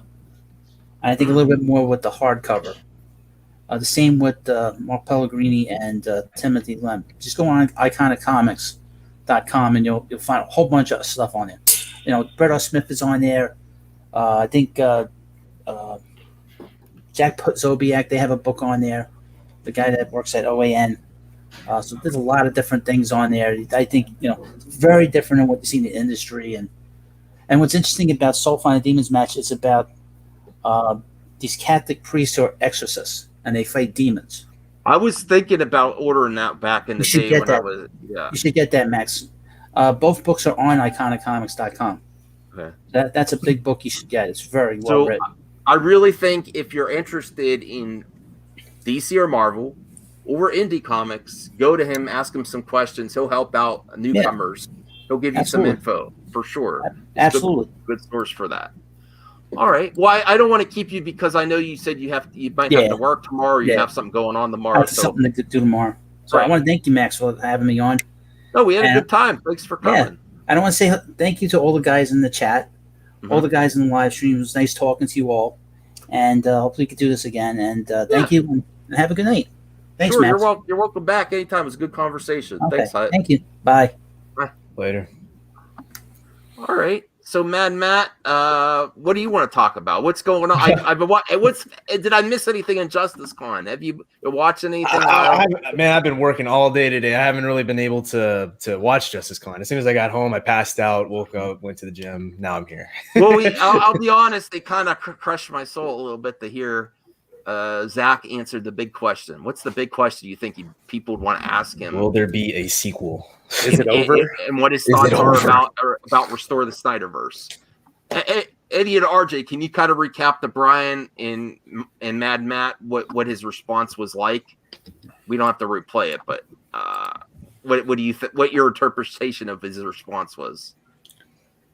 Well, what he said was basically, I mean, he did try to dodge it in a way, but he said, like, you know, it's like the way he phrased it is like it could happen and it couldn't. You know, it's not up to me. We just had to wait and see. That's basically how he said it.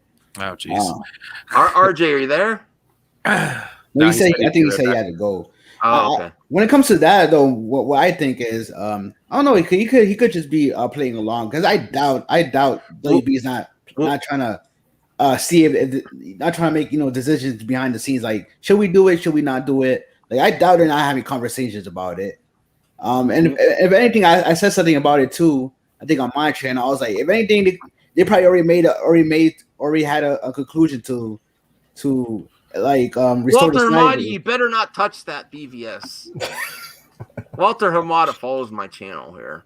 No, you better stay away from that. You really want some backlash? Okay, well, here's some of the words that Zach used. He would, when they asked him about how to restore the Snyderverse, he said, "The sentiment I really, really like, because it shows that you show reverence to the product of what I've created. So I'm happy that you're asking for more." And then he said, "And I would never say no to a consumer or a fan saying I want more of what you're doing. I think saying no would be rude." But then he also said, like they are asking, is if someone suddenly came to you and said, "Would you do more?" And he's like, "Who are these people? Who's coming to me? I don't know of anyone. Do you know Chris Terrio?" And he's like, "No." So no one's. We do lots of rumors, speculation. I cover the articles here, but he did like. If you remember that one interview where he seemed overly emotional, talking about it's not up to me. It's like this one, from my interpretation, is he's more accepting that it most likely will not go forward. So that kind of was like a little bit of crushing thing. And then people in the chat just kept putting hashtag restore the Snyderverse, restore the I don't think they accepted it as much as he did. So it was disappointing to me. We could still celebrate, but the reality is beyond what happened to Zach and them hijacking his film. This is an industry problem. This isn't just a Snyderverse problem. There's not a lot of directors to fulfill the whole vision or even have a complete vision. Most of them want like a rough outline. It's just maybe Zack Snyder's a harder worker and he had the whole thing planned out. But they really doubt there's nothing. The majority of projects in Hollywood, they don't have a really good solid end goal. Yeah. They have ones that starts and reboots and recycles and recycles and reboots and recycles. So what's your thoughts on that? I think you both should check out that part of the interview yourselves, but I'm definitely going to have to watch it again or watch it. It seems like he's trying to let everybody down easy. Mm-hmm. So, yeah. I feel like it's not up to me. It's them. They're still talking about it. And I feel like we know, once we find out Flash news, I think we'll get a better idea of what's going on. But he also seemed like I likened it to like a girl that's really not into you, really trying to put you down softly in the friend zone. Sounds like a breakup, you know. No, he wasn't trying to lead. He wasn't trying to lead his. he wasn't trying. No, he wasn't trying to lead his fans on, like to say it's a possibility. Like he really tried to not lead them on at all. Like that was the interpretation I got. Why he was dancing around the actual question, because he was trying not to be. Well, I feel like he has to be like that because if he shows like I don't know, I feel like he has to do that, you know, like not to give anyone hope on something that might not happen. Well, because I think they understand no false hope, but I think they kind of have a feeling of what the repercussions are going to be.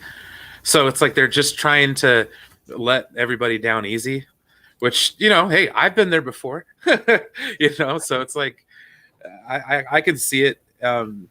It sucks because it kind of confirms a lot of what I've been, you know, saying, but I still wanted to see something, but it's kind of disappointing. Like anyone hoping for some revelation or something from this Justice Con, he is really not leading people on. He is not. He kind of like okay. I'm just saying, whether they're just doing stuff like that on purpose, just so we can keep talking about it. Like make us think that it's negative, even though free advertising. You think both sides are manipulating us for free advertising? Could be the craziest reverse psychology ever.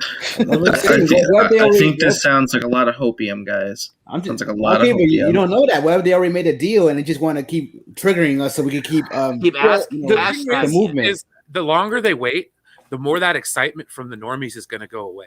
That's true. I'm just saying that, but the Snyderverse, the restore the Snyder, that was like for 4 years. I'm just saying.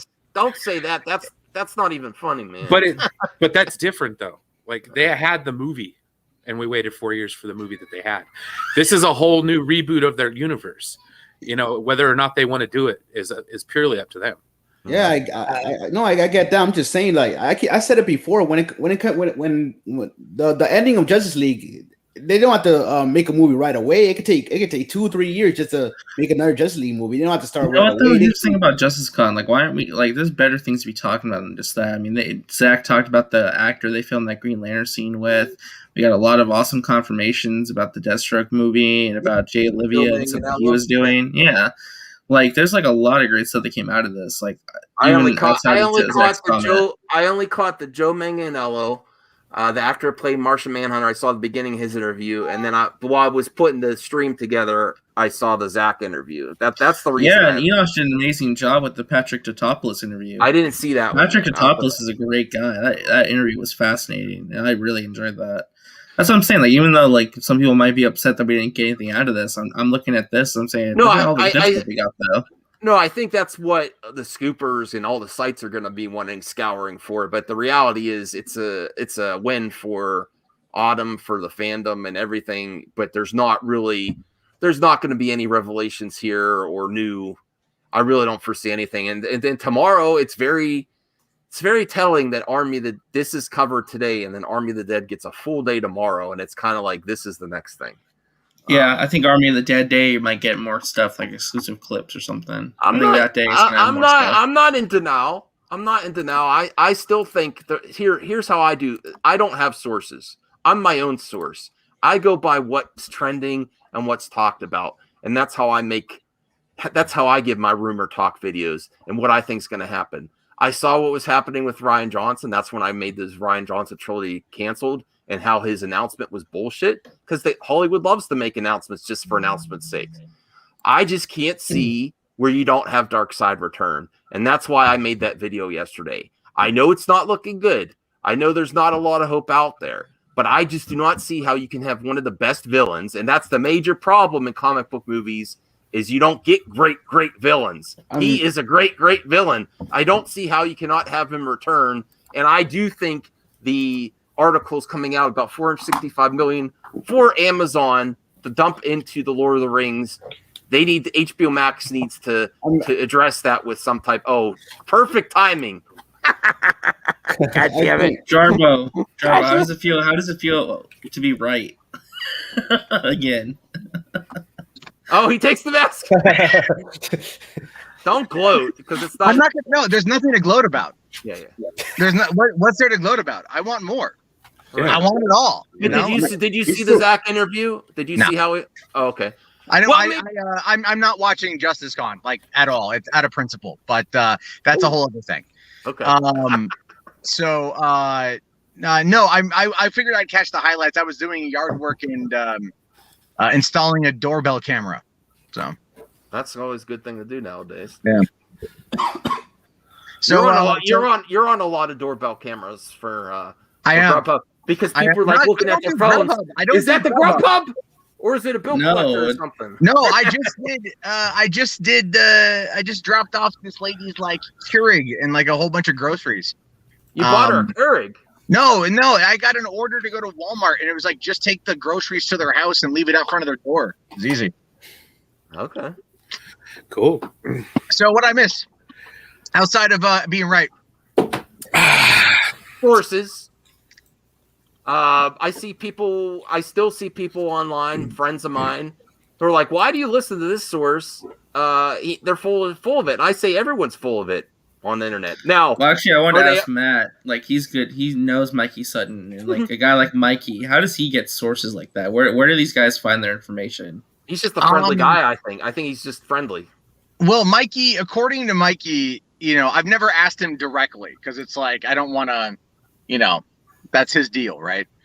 But I think he's done stuff over the years where he's just met people, and in many instances, yeah, a lot of it's networking, and that's my understanding of it. Again, like I just got a DM from someone that's like, Mikey Sutton isn't reliable, and I'm like, dude, like, okay, what does that have to do with me? Well, most of the people that say that have their own sources that they have bias with the people they work with. Yeah. Honestly, there was that tweet today.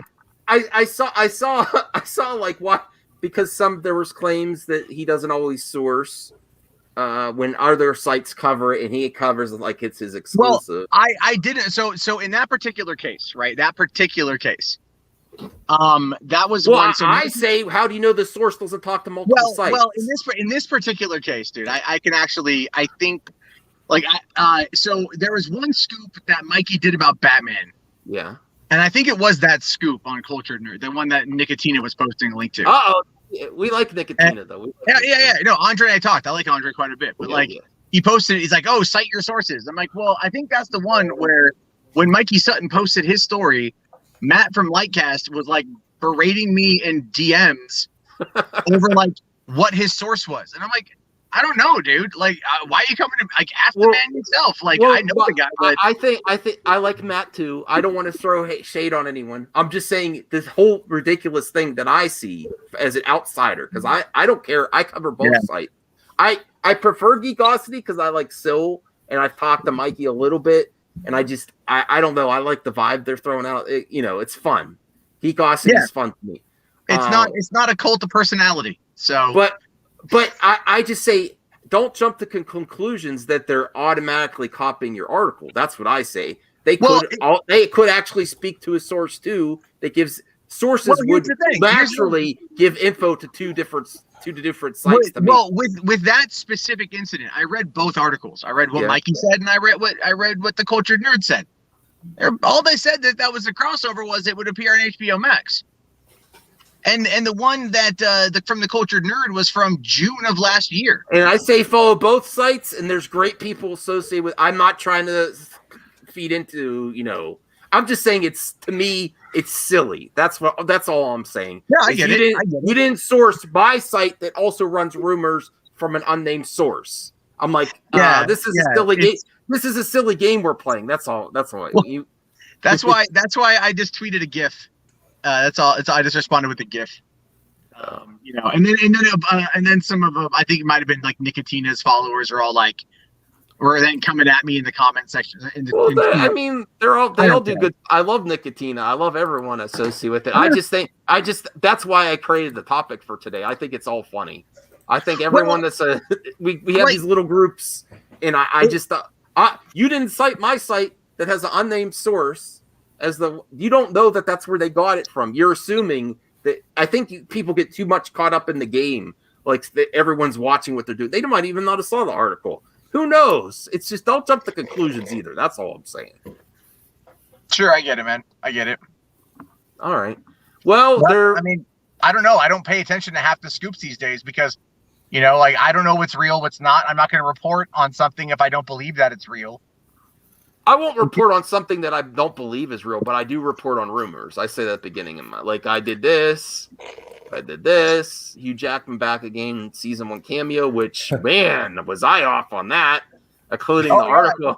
That's true, Max. You are very good at the clickbait, and you admit you're good at the clickbait. I don't like clickbait, but it's what YouTube is. Honestly, at least I admit it. I just want to say for the record that I was right, that there was a cameo, and you guys were saying, "Oh, no, I don't believe it." Nope, there was something. There was something in that episode. That cameo was as bad as Elaine Bennis's dancing in Seinfeld.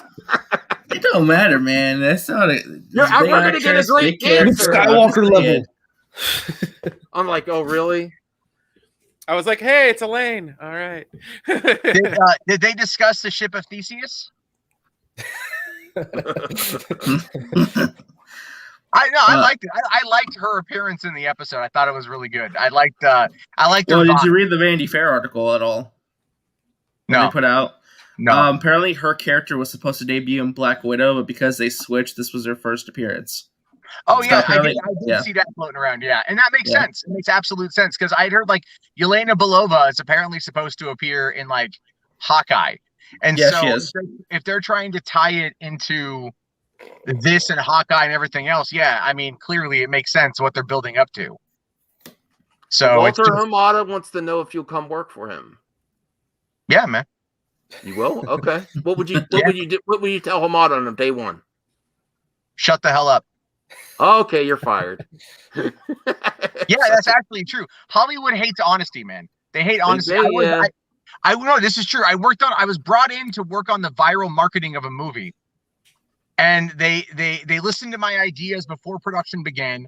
They shot it in Russia. They did what I told them to do. And then they didn't want to invest any money into the marketing in regards to website design. They wanted me to build a website. I'm not a website guy. So then they go, but we want you to watch it. They bring me into their office, put me in their boardroom, in Van Nuys, California on the 13th, I think it was the 12th floor, whatever. And so I watched this movie and then I was honest in my critique because it wasn't very good. The next day they fired me. I'm not kidding you. But one of my ideas made it in the final cut, so I'm very happy about that. Now, RJ keeps talking about this. He says it's not a rumor. He says it's legit.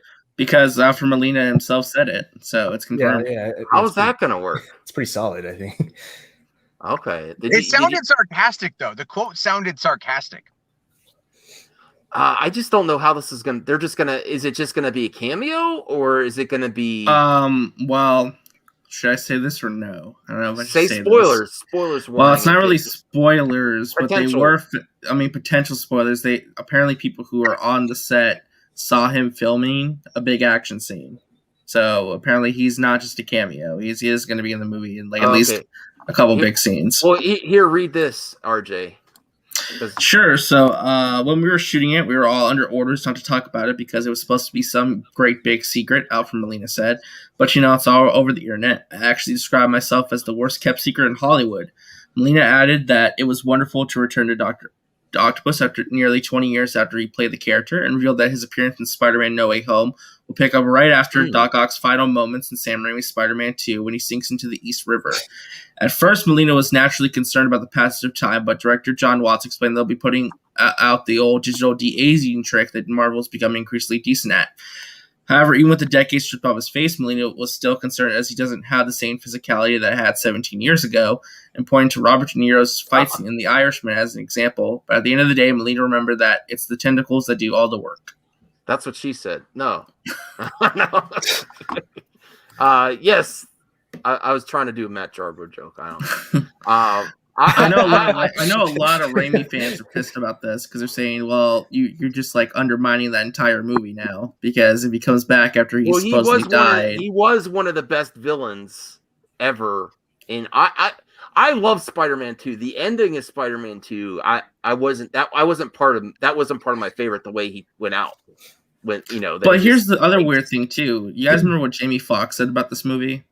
He said that he is going to come back as Electro, but he's not going to be blue. He's not the same Electro from Amazing Spider-Man 2. But see, the same time, though, is that came out, and then he said that, but then he also pulled off that bit from Instagram. He deleted everything. So look. Here's the thing: after WandaVision and after like all the internet rumors and the internet speculation and all that stuff, I mean, like until I see it, I don't know if it's real. Yeah. You know, I mean, Alfred Molina saying he's in the movie, though. I mean, that's definitive, though. Well, that's not definitive of anything. We haven't seen it yet. So him saying he's back as Doc Ock means you nothing. sound like Jeffrey from Hollywood Purgatory. I mean, and Jeffrey would have a point on that one. I mean, look at like this. Doctor Who, Matt Smith had a whole thing in Rise of Skywalker. They cut him out. That's true. You know? Wasn't in the movie. Look at everything that was taken out of the Snyder cut of Justice League. What was changed, right? We got a whole bunch of new stuff. We haven't seen it yet. So I'm not saying it's not true. I want it. I would love to see him come back. I want Toby and Andrew to come back as well, but I don't want to. See, here's the thing. I'm apprehensive about this only because I feel like it's going to take away from Toby's story. I'm sorry, not Toby, Tom's story. Yeah, Tom. And it's like, as much as I love the first 3 Spider-Man movies and the Amazing Spider-Man movies, those are gone now. I don't need to go back to those. It's been so long. And after we've been emotionally invested in Tom's story since Civil War. And so here it is, all these appearances later coming into the 3rd film. And it's like, let's just throw everything at the wall, including the kitchen sink. But it's like you built up this emotionally resonant story that ended on a cliffhanger where all of a sudden it's going to get real for Peter Parker. And then to go, but let's bring in Doctor Strange and the multiverse and all. It's like, too much. We had Comic Book Hut on early on the show. He's a big Spider-Man fan of the comics, and he's kind of like, I want Spider-Man to be Spider-Man, his own stories. I don't like all this with Tony Stark and all this other stuff. It's kind of like it's kind of like where Warner Brothers was in the past. They skip ahead. Like, I would have liked to see a film that wasn't so related to the MCU for Spider-Man next before they do this.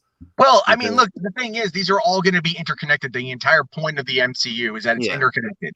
That kind of gets annoying at some points, though. No, not really. If you're watching, you're watching. I mean, are you watching Falcon and Winter Soldier? Yeah. Yes. If you watch WandaVision? Yeah. You're looking forward to Loki? Yeah. You're going to watch Black Widow? Yeah. You're going to watch all this stuff, so you're going to be in the know. So it's not even an issue. It doesn't even need to come up in conversation because everyone's going to watch it anyway.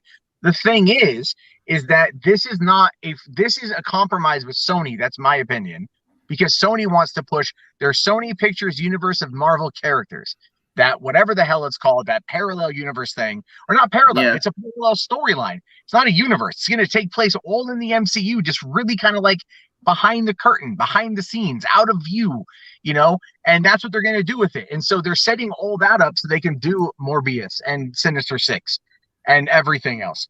And that's the goal. At the end of the day, Spider-Man's story is going to take a hit as a result of that. And that's probably what they had to compromise on in order to get the deal back on the table. That's exactly what I said earlier. I said that when they initially made the deal, apparently, I mean, I don't remember where exactly I read this, but they said, I think it was John Watts or somebody, one of the screenwriters said, basically because of the terms of the Sony and Disney deal, they had to like fundamentally change a lot of aspects and do something completely different because Sony wanted it to be as separated from what they did as possible. Apparently part of the negotiating thing was they wanted at least one MCU character per movie. So Iron Man, Nick Fury, now Doctor Strange. So that's and they just confirmed that that Happy Hogan. Yeah, he said he had to leave. Oh, sorry. In the private chat, he said he had to get to bed. John Favreau, Happy Hogan is confirmed to come back. Yep. So it's like, if you listen to some of the rumors about this movie, they said that most, like at least like about the first half deals with like the identity crisis, and it's a lot more dramatic and like a lot like heavier thematically. It's really all the multiverse stuff doesn't really come into like the last act if you listen to certain people like Grace Randolph and like other people. I mean, I don't know. Thing is, we'll have to wait and see. You know what I mean? Like, we don't know what's going to happen. I just want to know if Charlie Cox is in this movie. That's the one thing I want confirmed already. Yeah, that's the only thing I care about. RJ, that's the only thing I care about. Like I know Andrew Casali's all like, "Oh my God, Toby!" I'm all like, "Charlie, baby, I just want Charlie." That's it, man. Like that's all I care. There were some rumors because here's what's gonna be interesting. Because She-Hulk is filming, but they're mostly filming inside a studio because it's gonna be mostly a courtroom drama show. I don't know. There's some rumors saying that Daredevil's gonna be in the She-Hulk show as a lawyer in some of those courtroom scenes. And I'm looking forward to the She-Hulk show. I like that actress. I went back and watched what's that show? Yeah. I didn't finish it though. It was really good at the start, and then it gets kind of silly. By season 4, it kind of finds itself again. Okay. And then I haven't finished season 5 because I kind of forgot that it was moving over to Amazon. So it's on there now, I think, and I need to watch it. But she's really good. I mean, she played how many characters in that show, and they all had distinct accents and personalities. Yeah. She did fantastic.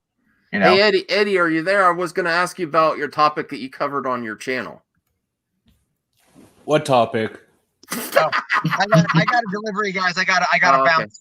So all right. I got to make that money. But here's the thing. I'll say about the Snyderverse and stuff. It ain't over, but I mean, we all kind of deep down knew that it was going to be a massive uphill battle. And Zach gave us an amazing 4 hours, and we've got that trilogy of films.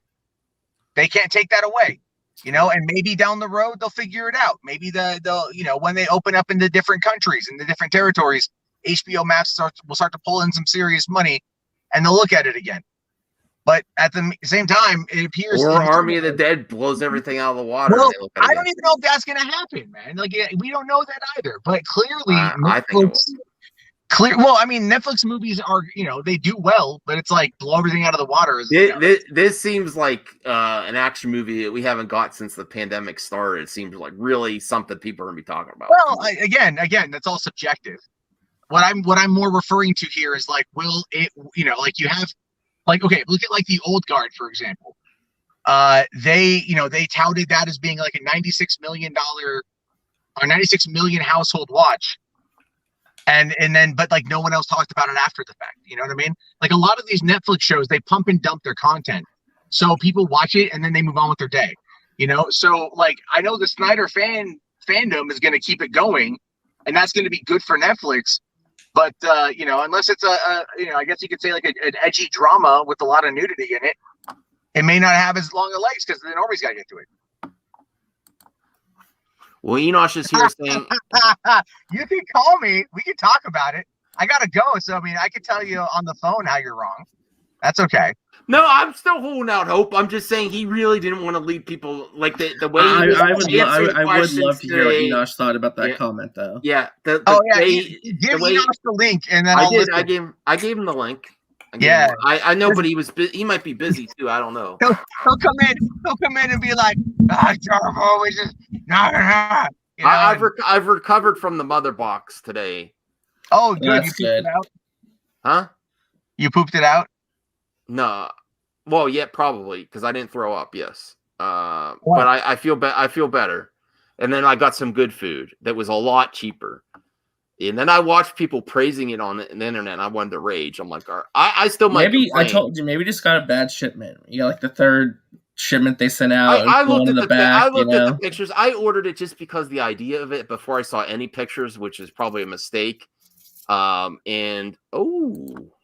Baby, believe me, it's only a matter of time. That's in a great voice. Always been a part of me. Snyderverse is coming, definitely. Oh, definitely. Breaking news. I have a source that said definitely, Matt Jarbo. What are you going to do now? My source says it's only a matter. My source says it's definitely happening. It's only a matter of time. Right. I don't know, man. That Zack Snyder comment. He seemed a little. No. I don't know. Wait a second.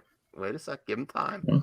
Y'all need to realize, yes, it's not set up right now.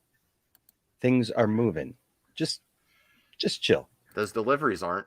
Nope, they are not. It's Saturday night. You know what I mean? Nobody wants to eat on Saturday night. They're busy. They're busy. My wife wasn't even happy with that mother box. She's like, you know how much good food we could have got for that piece of junk?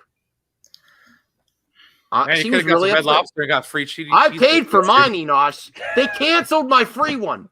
I got an order that's an email that says we're shipping it, and they canceled that, and then they shipped the one I paid for. Really? Yeah. That's weird. I'm sorry. Jarbo. Since Yeah. I got like 2 seconds. Did you get your box? No, I didn't go to the premiere.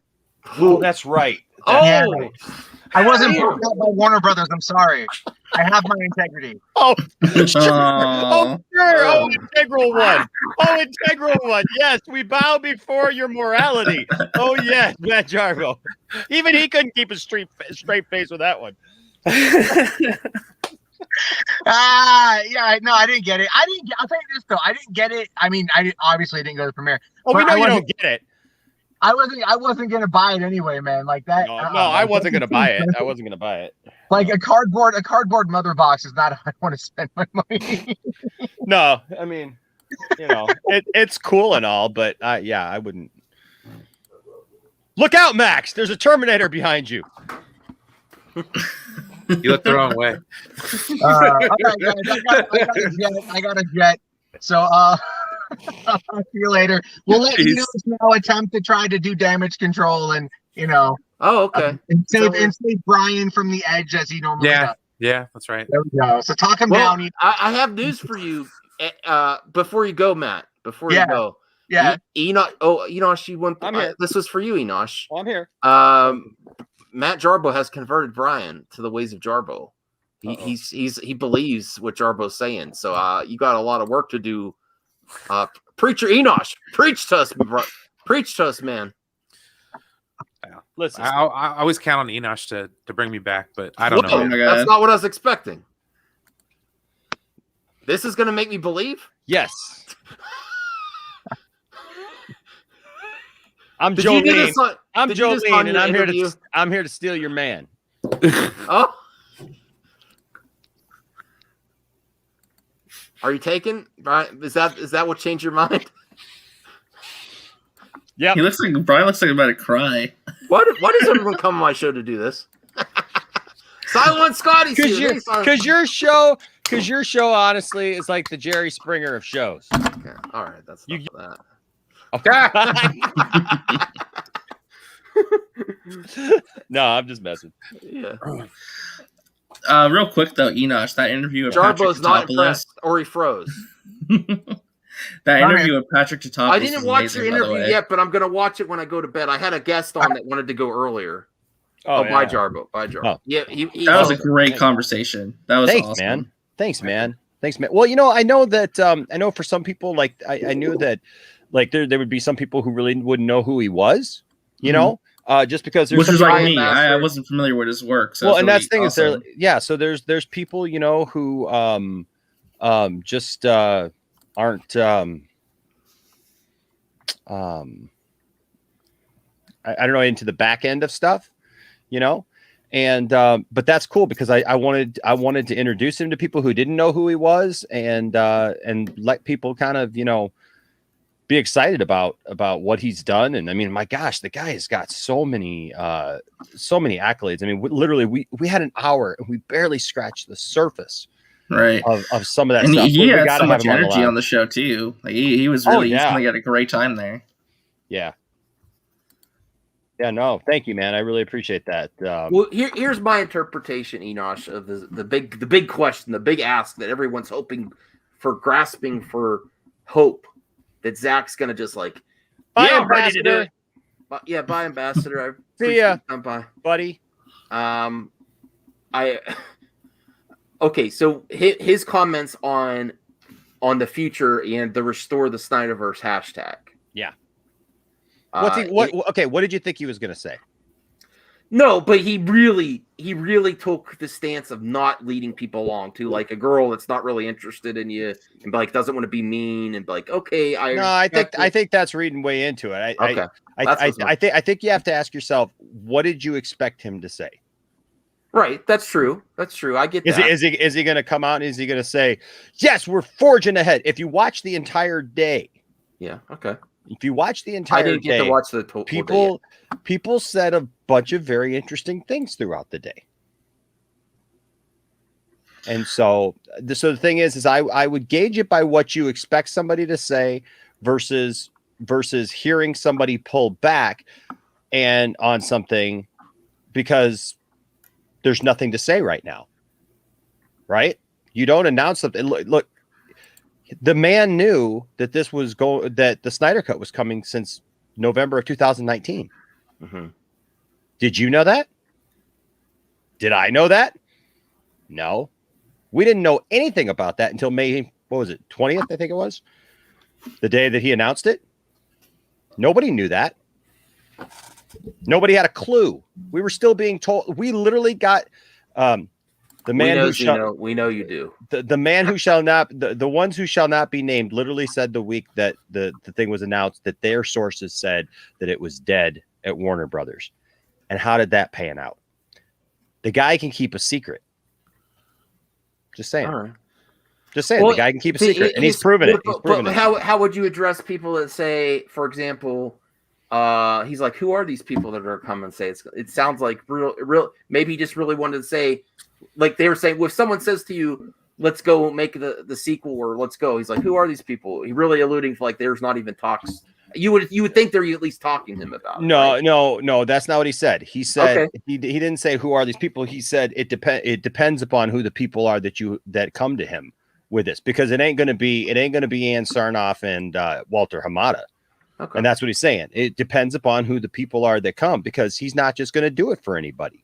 And neither should he, because look what the guy's been through. I would rather him not continue the Snyderverse and be happy than to continue it and put himself back into a situation where he could absolutely be miserable and the whole thing could come crashing back down. And I think that that's one of the things that people got to remember is that this is no longer about any of that stuff. It's about this man's well-being and the well-being for his family and stuff. Like, why would he just want to commit himself to being in something where he's not ironclad, that he knows what's going on, he's in control, there's no room for anybody to come in and take it out of his hands. He seemed really happy when they asked him about how is it at Netflix. He's like, that's great, man. They let me do everything. Well, I mean, like and you know, and that's true. That's true. That's absolutely true. Eddie, that's absolutely true. Can you get on screen here? We need to address Eddie again here too, because but something else though is there's also what's called negotiation through the press. True. Yes. And I agree with that. And the thing is you have two companies right now. You have one company. He doesn't want to sound like he's needy or anything like that. It's like he is not needy. He is not needy. And look, Zach because of the fans, because of the position the fans put him in, because of the position that the Snyder Cut has now put him in, and because of the position that the upcoming Army of the Dead is going to put him in. All those things are coming together right now, where I literally just read an article that talked about Zack Snyder right now is the most powerful celebrity in the world, because basically he can write his own check. He doesn't have to worry about these petty things anymore. So the thing is people are either going to want to play ball or they're not. And that's what it comes down to. And that's what this whole thing is going to come down to. But as far as like saying that the sky is falling and that it's never going to happen, that's what I'm telling you guys. Everybody's got to stop that. Well, let's let some of these toxic YouTubers that are calling the lounge a cope lounge. Yeah. We're in denial. How do you address those critics of yours, Enosh? The ones that I can't name. I don't know. That's what. There's a lot in the chat, like including Walter Hamada says we're in denial. Well, let me ask you this. Okay. Was there a Snyder Cut? Yeah, there was. Did they tell you there was a Snyder Cut? No. Did they do everything in their power to try to dissuade you from thinking there was a Snyder Cut? Yes. Were they did they put obstacles in the way of the Snyder Cut happening? Mm-hmm. Were they insultive? Mm-hmm. Were they antagonistic? Mm-hmm. What's any different than this? The amount of money. That's what's different in contracts. Now, listen. Do you? I'm with you. Did you all hear? Literally, we looked at this last night. We looked at this last night. Look, we looked at this last night. I can't remember what the number was. I can't remember what the number was, but Netflix. I can't even remember what it was. They're spending billions of dollars in streaming content next year. But they have 200. I get it. I get it. But when you have a company spending billions of dollars, like hundreds of billions of dollars, well, you need to understand. You don't need You don't need that many subscribers to spend hundreds of millions. You know the difference between $1 billion and $1 million? Like we think that those numbers are super close. They're not. I just don't see anything that's as big as Darkseid returning for a streaming service that you can't get past that. I just think in some form we're going to see it. My friend Brian here disagrees with me. He says I'm hitting it a little bit too hard to the cope. Well, I no, love it is Brian. what it is, dude. I'm just like I said, I don't want to get my hopes up, and I don't want to spread that hope to people. You know what I mean? Okay. So if I come across as pessimistic and negative, I mean, I do apologize. No. You're. This is what we do here. I've had my heart broke many times by my entertainment properties, dude. That's true. I just don't want to see it happen again. Right. So I just can't see it. Oh, Mladen's here. Here's Mladen. I love you, dude. He's gonna come out hard though with the question. The difference is you have to raise $1 billion for 2 movies and shoot. I don't know about $1 billion. Who said it has to be movies? And shoot back to back, plus to get the actors back. There is a higher hurdle to. I think my personal opinion, even though I'm holding out hope, there's a higher hurdle to go forward for this than to release something that was mostly finished and they've made it better, like the Snyder Cut. Because I was also going to say real quick too, they threw $100 million at it. Yeah, right. I was going to say real quick, I disagree with Jose Chaos a lot in the chat, but he does bring up one good point. Netflix is in debt technically. Like they spend a lot of money, but they are still in debt. Like for as much as they spend, they do make a lot back. But that's how those companies work, though. Yeah. I mean, and they're spending money to make money. So yeah, they're on debt, but they're in debt. But if you watch an episode of Shark Tank, all those companies have debt on their business. So I'm not so worried about that either. What I'm saying is that one, you don't have to have $1 billion to make 2 movies. Nobody said it has to be a movie. I have never said that it has to be a movie. Okay, this is what you got to get is that it doesn't have to be a movie. It can be a series. And before anybody jumps in trying to tell me that these people won't do a series, bullcrap, because half of them are doing series already. Some of them on Netflix, for God's sake. So let's put all that aside. It's not going to take $1 billion to do it. What it's going to take to do it is committing to doing it and making it happen. The thing is a company like AT&T is wealthy beyond reason, and they can make that happen. And the thing is that if they do that, it's only going to make AT&T that much more of a player, or HBO Max that much more of a player. As far as this, to Brian's comment about I don't want to give anybody hope. Well, what's the alternative? If you don't give people hope, if there's nothing to fight for, if there's just nothing, then we should all just shut up about it, and it'll never happen. And I'm not saying that to be rude to you, Brian, because you know. No, I mean that's I'm just saying the alternative is pack up and walk away. Is pack up and walk away, and that's the ultimate pessimistic thing to look. Because if we do that, if we pick up and walk away, and we say, okay, we got the Snyder Cut, I guess we're not going to get anything else. Then that is the way to guarantee you will never get anything else, because they're not going to do it on their own. They're not AT&T, neither AT&T, HBO Max, Warner Brothers, whoever. Nobody is just going to wake up one day and go, we should do the Snyder Cut or the Snyder Verse. What's going to take is fans voicing the fact that we want it. And at the end of the day, we have to remember that it's not just about a movie. It's not just about a verse. It's not anything about that. We have a purpose even behind our fandom, and that is to help other people, is to raise hope. We're talking about characters that their whole reason for being and existing is hope. So the thing is like Zach said, I keep going back to what Zach said last year. And he said, even if no one, and he said this about the Snyder Cut.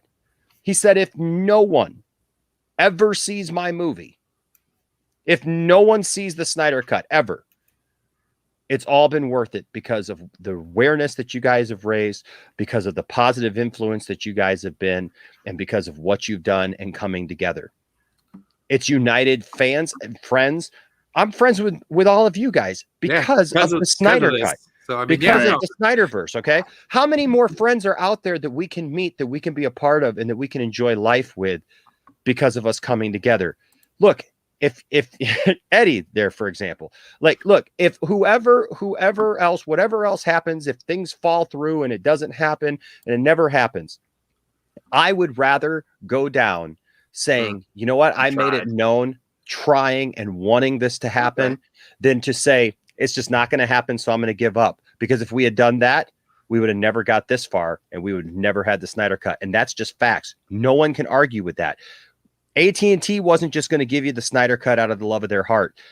Warner Brothers sure as heck wasn't going to give it to you. We would pay for it. We've covered it. They fought tooth and nail even after it was announced. Like, I know, like, what the heck is that about? Like, listen, we would fund it if it was a GoFundMe. Everyone bought an HBO Max subscription to watch. Everybody, yeah. Well, everybody should have bought an HBO Max. You know who didn't? Is the people who said it's not coming and I'm not going to watch it that way. I'm going to pirate it. Well, screw you, up yours. I bought it right when it came out. Like, exactly when they announced it. No, I'm going to buy it again when it comes out in 4K. When it comes out in 4K, I'm going to buy it again. I'm probably going to buy it for somebody else. If it goes to movie theaters, I'll probably pay to buy it. If it goes to theaters, when it comes to IMAX eventually, I will be first in line to see it at IMAX. So don't come at me with nobody's going to pay for it. We've already paid for it over and over again. And on top of that, raised over $500,000. This is going to be a staple of Comic Cons for every year. There's going to be a show. Absolutely. They raised today almost $12,000 for suicide prevention today. 2 weeks ago or 3 weeks ago, what was it, when I had both Rays on my stream, we raised $1,300 in 2 hours.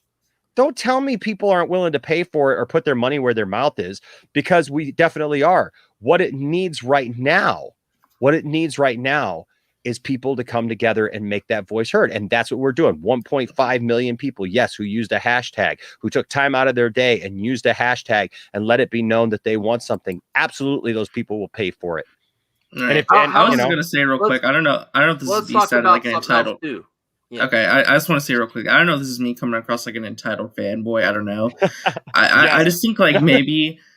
Isn't it kind of crappy in a way we have to fight this hard to get something we want, though, in a way? Because like, it's like, man, like, shouldn't like the free market to say if there's demand for less, just make more? Well, like, it just sucks, in my opinion, that Warner Brothers being reactionary is actually a plus to it eventually happening. Right. They're so reactionary. That's why they reacted the way they did after. I guess my point is just like, it just sucks that fans have to fight this hard to like protect what they love and get more of something, when more often than not the studio should be listening to them more. I guess if that makes sense. I think you underestimate the public perception. The public perception on the Snyderverse changed when it was released. A lot more switched. Whereas when Batman v Superman was out, there might be a lot of normies that didn't see the Ultimate Cut. They just went with that narrative. Now the narrative has changed and everything. Look, trust me, yeah. There were people that tried to make videos to trash on the Snyder Cut, and they didn't do well. Not like they did for Batman v Superman. So it's a different. Environment now. That's a great point to make too. Is how were the reviewers perceived who tried to review this thing in a negative light? They weren't perceived in a positive way, were they? No, because it was bills. Yeah, because it was very, very hard to combat the Snyder Cut. Notice you didn't see a bunch of shills coming forward and saying that it sucked or whatever, because there was no denying that this thing crossed over the boundaries. This for people of Snyder Cut fandom. For people who absolutely hated Snyder's vision or didn't like Batman v Superman. And I said before, my dad's a great example. He did not like BVS and he loved the Snyder Cut. He literally said when the movie was over, they're making more of this, right? And they're an entertainment. Let's talk about Thunder Force. I have not watched it. I just heard it was horrible. Is that movie with what's her face? No, Melissa McCarthy and Octavia Spencer. Yeah, I watched it. It was. I can't say it's worth a watch. It was something. There were some funny moments. There were some really strange moments that were supposed to be funny that were like, whoa. Any Melissa McCarthy movie directed by her husband, I'm sad to say, is really bad. Yeah. But that's what I'm saying. So listen, this thing is crossover over the edge. You know, I've heard people even say, you know, like people who didn't like Batman v Superman who are now going back and revisiting Batman v Superman and going, oh my gosh, this makes so much more sense to me. Now, for those of us who were fans and diehards, we knew what this stuff was and we knew what to look forward to, right? Yeah, we knew what to look for and we were looking forward to it. Now these people have a taste of what it is and they're like, oh my God, I just watched this thing. I want more of this, like just like RJ said with about his dad, and trust me, that's not the old. It's not no Zeno. That's not the fourth. No, we got plenty more. All right. So the thing is that now you have public opinion even on your side, where everybody is literally saying, "Yeah, Justice League sucked donkey." But the only thing I can say about public opinion is it's very, very the attention span is very short. Yep. And that's why I'm saying they need to do something, at least make an announcement now. Say, hey, in a few years, it's coming out. That way it could calm down people like me. It can reach across to people who are losing interest, by the day. Yeah. You know what I mean? I agree, but you can't announce what isn't set. You can't. Yeah. And trust me, there's a lot. It's like people keep saying, well, David Ayer's never going to get his cut made either. Do you think that they're really going to say something that could possibly undermine or take away from the Suicide Squad movie coming out by James Gunn? Know. Right now, if they announced it, nobody would watch the Suicide If anything, Squad. If I was Warner Brothers, I'd want to release the Ayer cut afterward to ride off the hype train for that movie. If anything. Yeah. So, but man, Deathstroke's that's why I said. But do you notice that these key players don't shut up about it? Okay. Yes, Zach was very cautious with what he said, but Zach never said it's done. Zach never said it's over. Everybody go home. And the thing is Zach keeps putting out stuff when questioned about it on Vero. I got the thing right here. I mean, I could pull it up right now. Somebody literally questioned him and said, "Are we done? Do we just say we done, or am I still fighting? Are we still fighting? Hashtag release the Snyderverse, restore the Snyderverse." And he said, "Yep, you keep watching, keep doing it." And so the thing is that's why I said, like, you can't read too much into something just because somebody's not telling you everything, So that's what I'm just saying. You keep hope alive. And I said it. William said it on my stream. If you guys have ever caught William, and I tell you what, if you've never seen William, you need to see William. Dude, William's awesome. William is so freaking amazing. If William doesn't get you pumped up for something, nothing will. And I would say William's probably one of the smartest guys in this whole platform. I'm telling you right now, and he doesn't even have a channel. Not yet. Okay, not yet, but he better, because I'll tell you what, right now, but William said it. Said it in such a great way. Until Zack Snyder or Jason Kilar comes forward and says it's done. Until Zack Snyder says, "Hey guys, it was a great run. I love you. I appreciate you, but I just don't want to do this. I'm not going to do this anymore." Or Jason Kilar says, "Hey guys, we appreciate you, but you know what? We're not pursuing this anymore." It's not done. It's just that, and that's just the truth. And it's worth fighting for. And if you guys think that Warner Brothers is going to, do you think Walter Hamada is going to apologize to Ray Fisher? Just look at his words there. He didn't think he did anything wrong. Exactly. He didn't do anything wrong, right? He ain't going to apologize ever, because to apologize puts you in a position of what people feel is weakness, even though really it actually gives you more strength. Well, it's just Hollywood egos. I know. If you say sorry, it's like you admit that you did something wrong. People don't like that. I know. But you know what? I have to say, I'm getting a little sleepy. I'm just saying, like, Warner Brothers, if you're waiting to get excited until Warner Brothers comes out and announces it, you're going to be waiting until the end of time. Because I guarantee you, if it happens, it ain't going to happen by Warner Brothers. It's going to happen on HBO Max. And it's going to be something different. It's going to be presented in a different way. And you know what? You guys all know that I'm a huge movie theater guy. That should tell you something.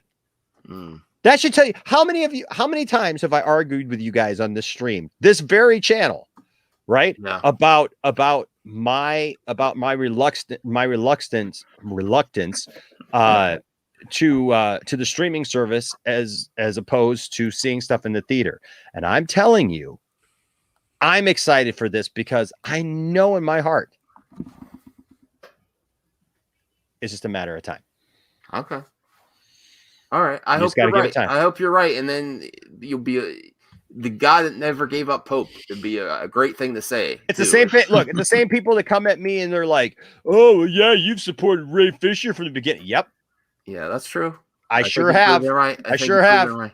And you know what? I said hi to the guy today, and I told him I still stand with him. So there you go. And you were supporting him back when it wasn't even What popular. about that? People What thought about he was that fake. Army of the Dead? So- What's your hype level for Army of the Dead? Well, so I'll be honest with you. Like, I wasn't really hyped for it because I'm not a zombie movie guy, really.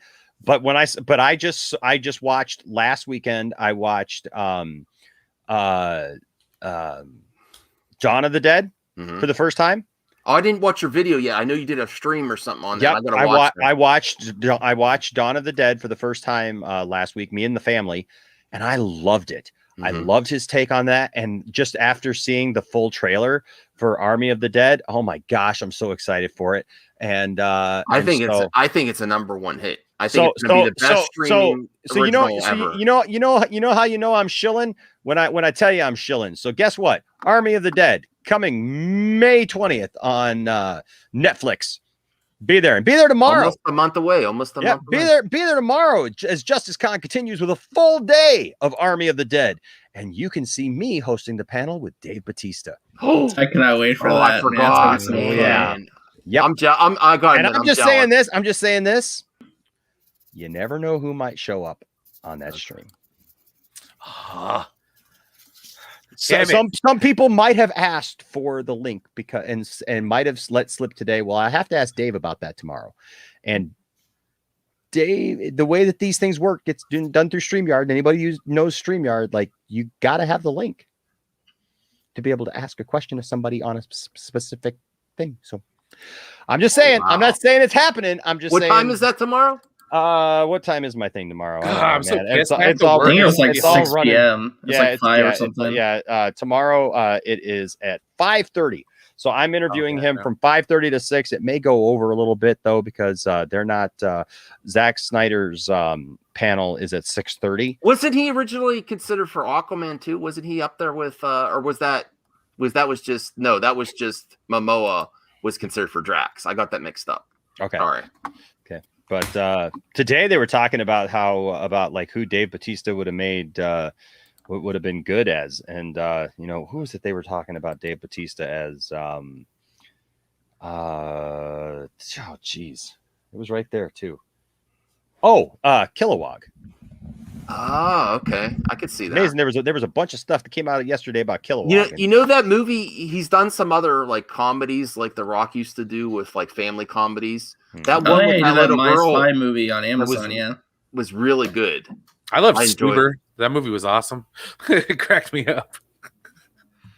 Yeah. Well, me and William, we talked about this on the Enosh's stream. His performance in Blade Runner 2049 was amazing. Like that's a great performance. I'm getting sleepy looking at Eddie. He's just thinking about all the clickbait videos he's gonna make about Enosh. Eddie's ready to go to bed and play some Xbox. That's What's going on, Eddie? We know where you live, Eddie. Uh-oh. Look out behind you. There's a shadow. What is going on with you? What would you do if like a shadow like popped up right behind this you? This isn't what's supposed to happen to Movie Madness. Movie Madness is supposed to give you a jolt of energy, wake you up. You're going sleepy. I'm not sleepy. I'm just just listening. Oh my god!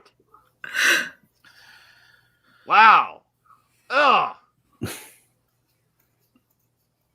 It's like oh no. I'm getting dizzy. I kind of like this look. All right, tell everyone good night, Enosh. Good night, Enosh. No. Good night.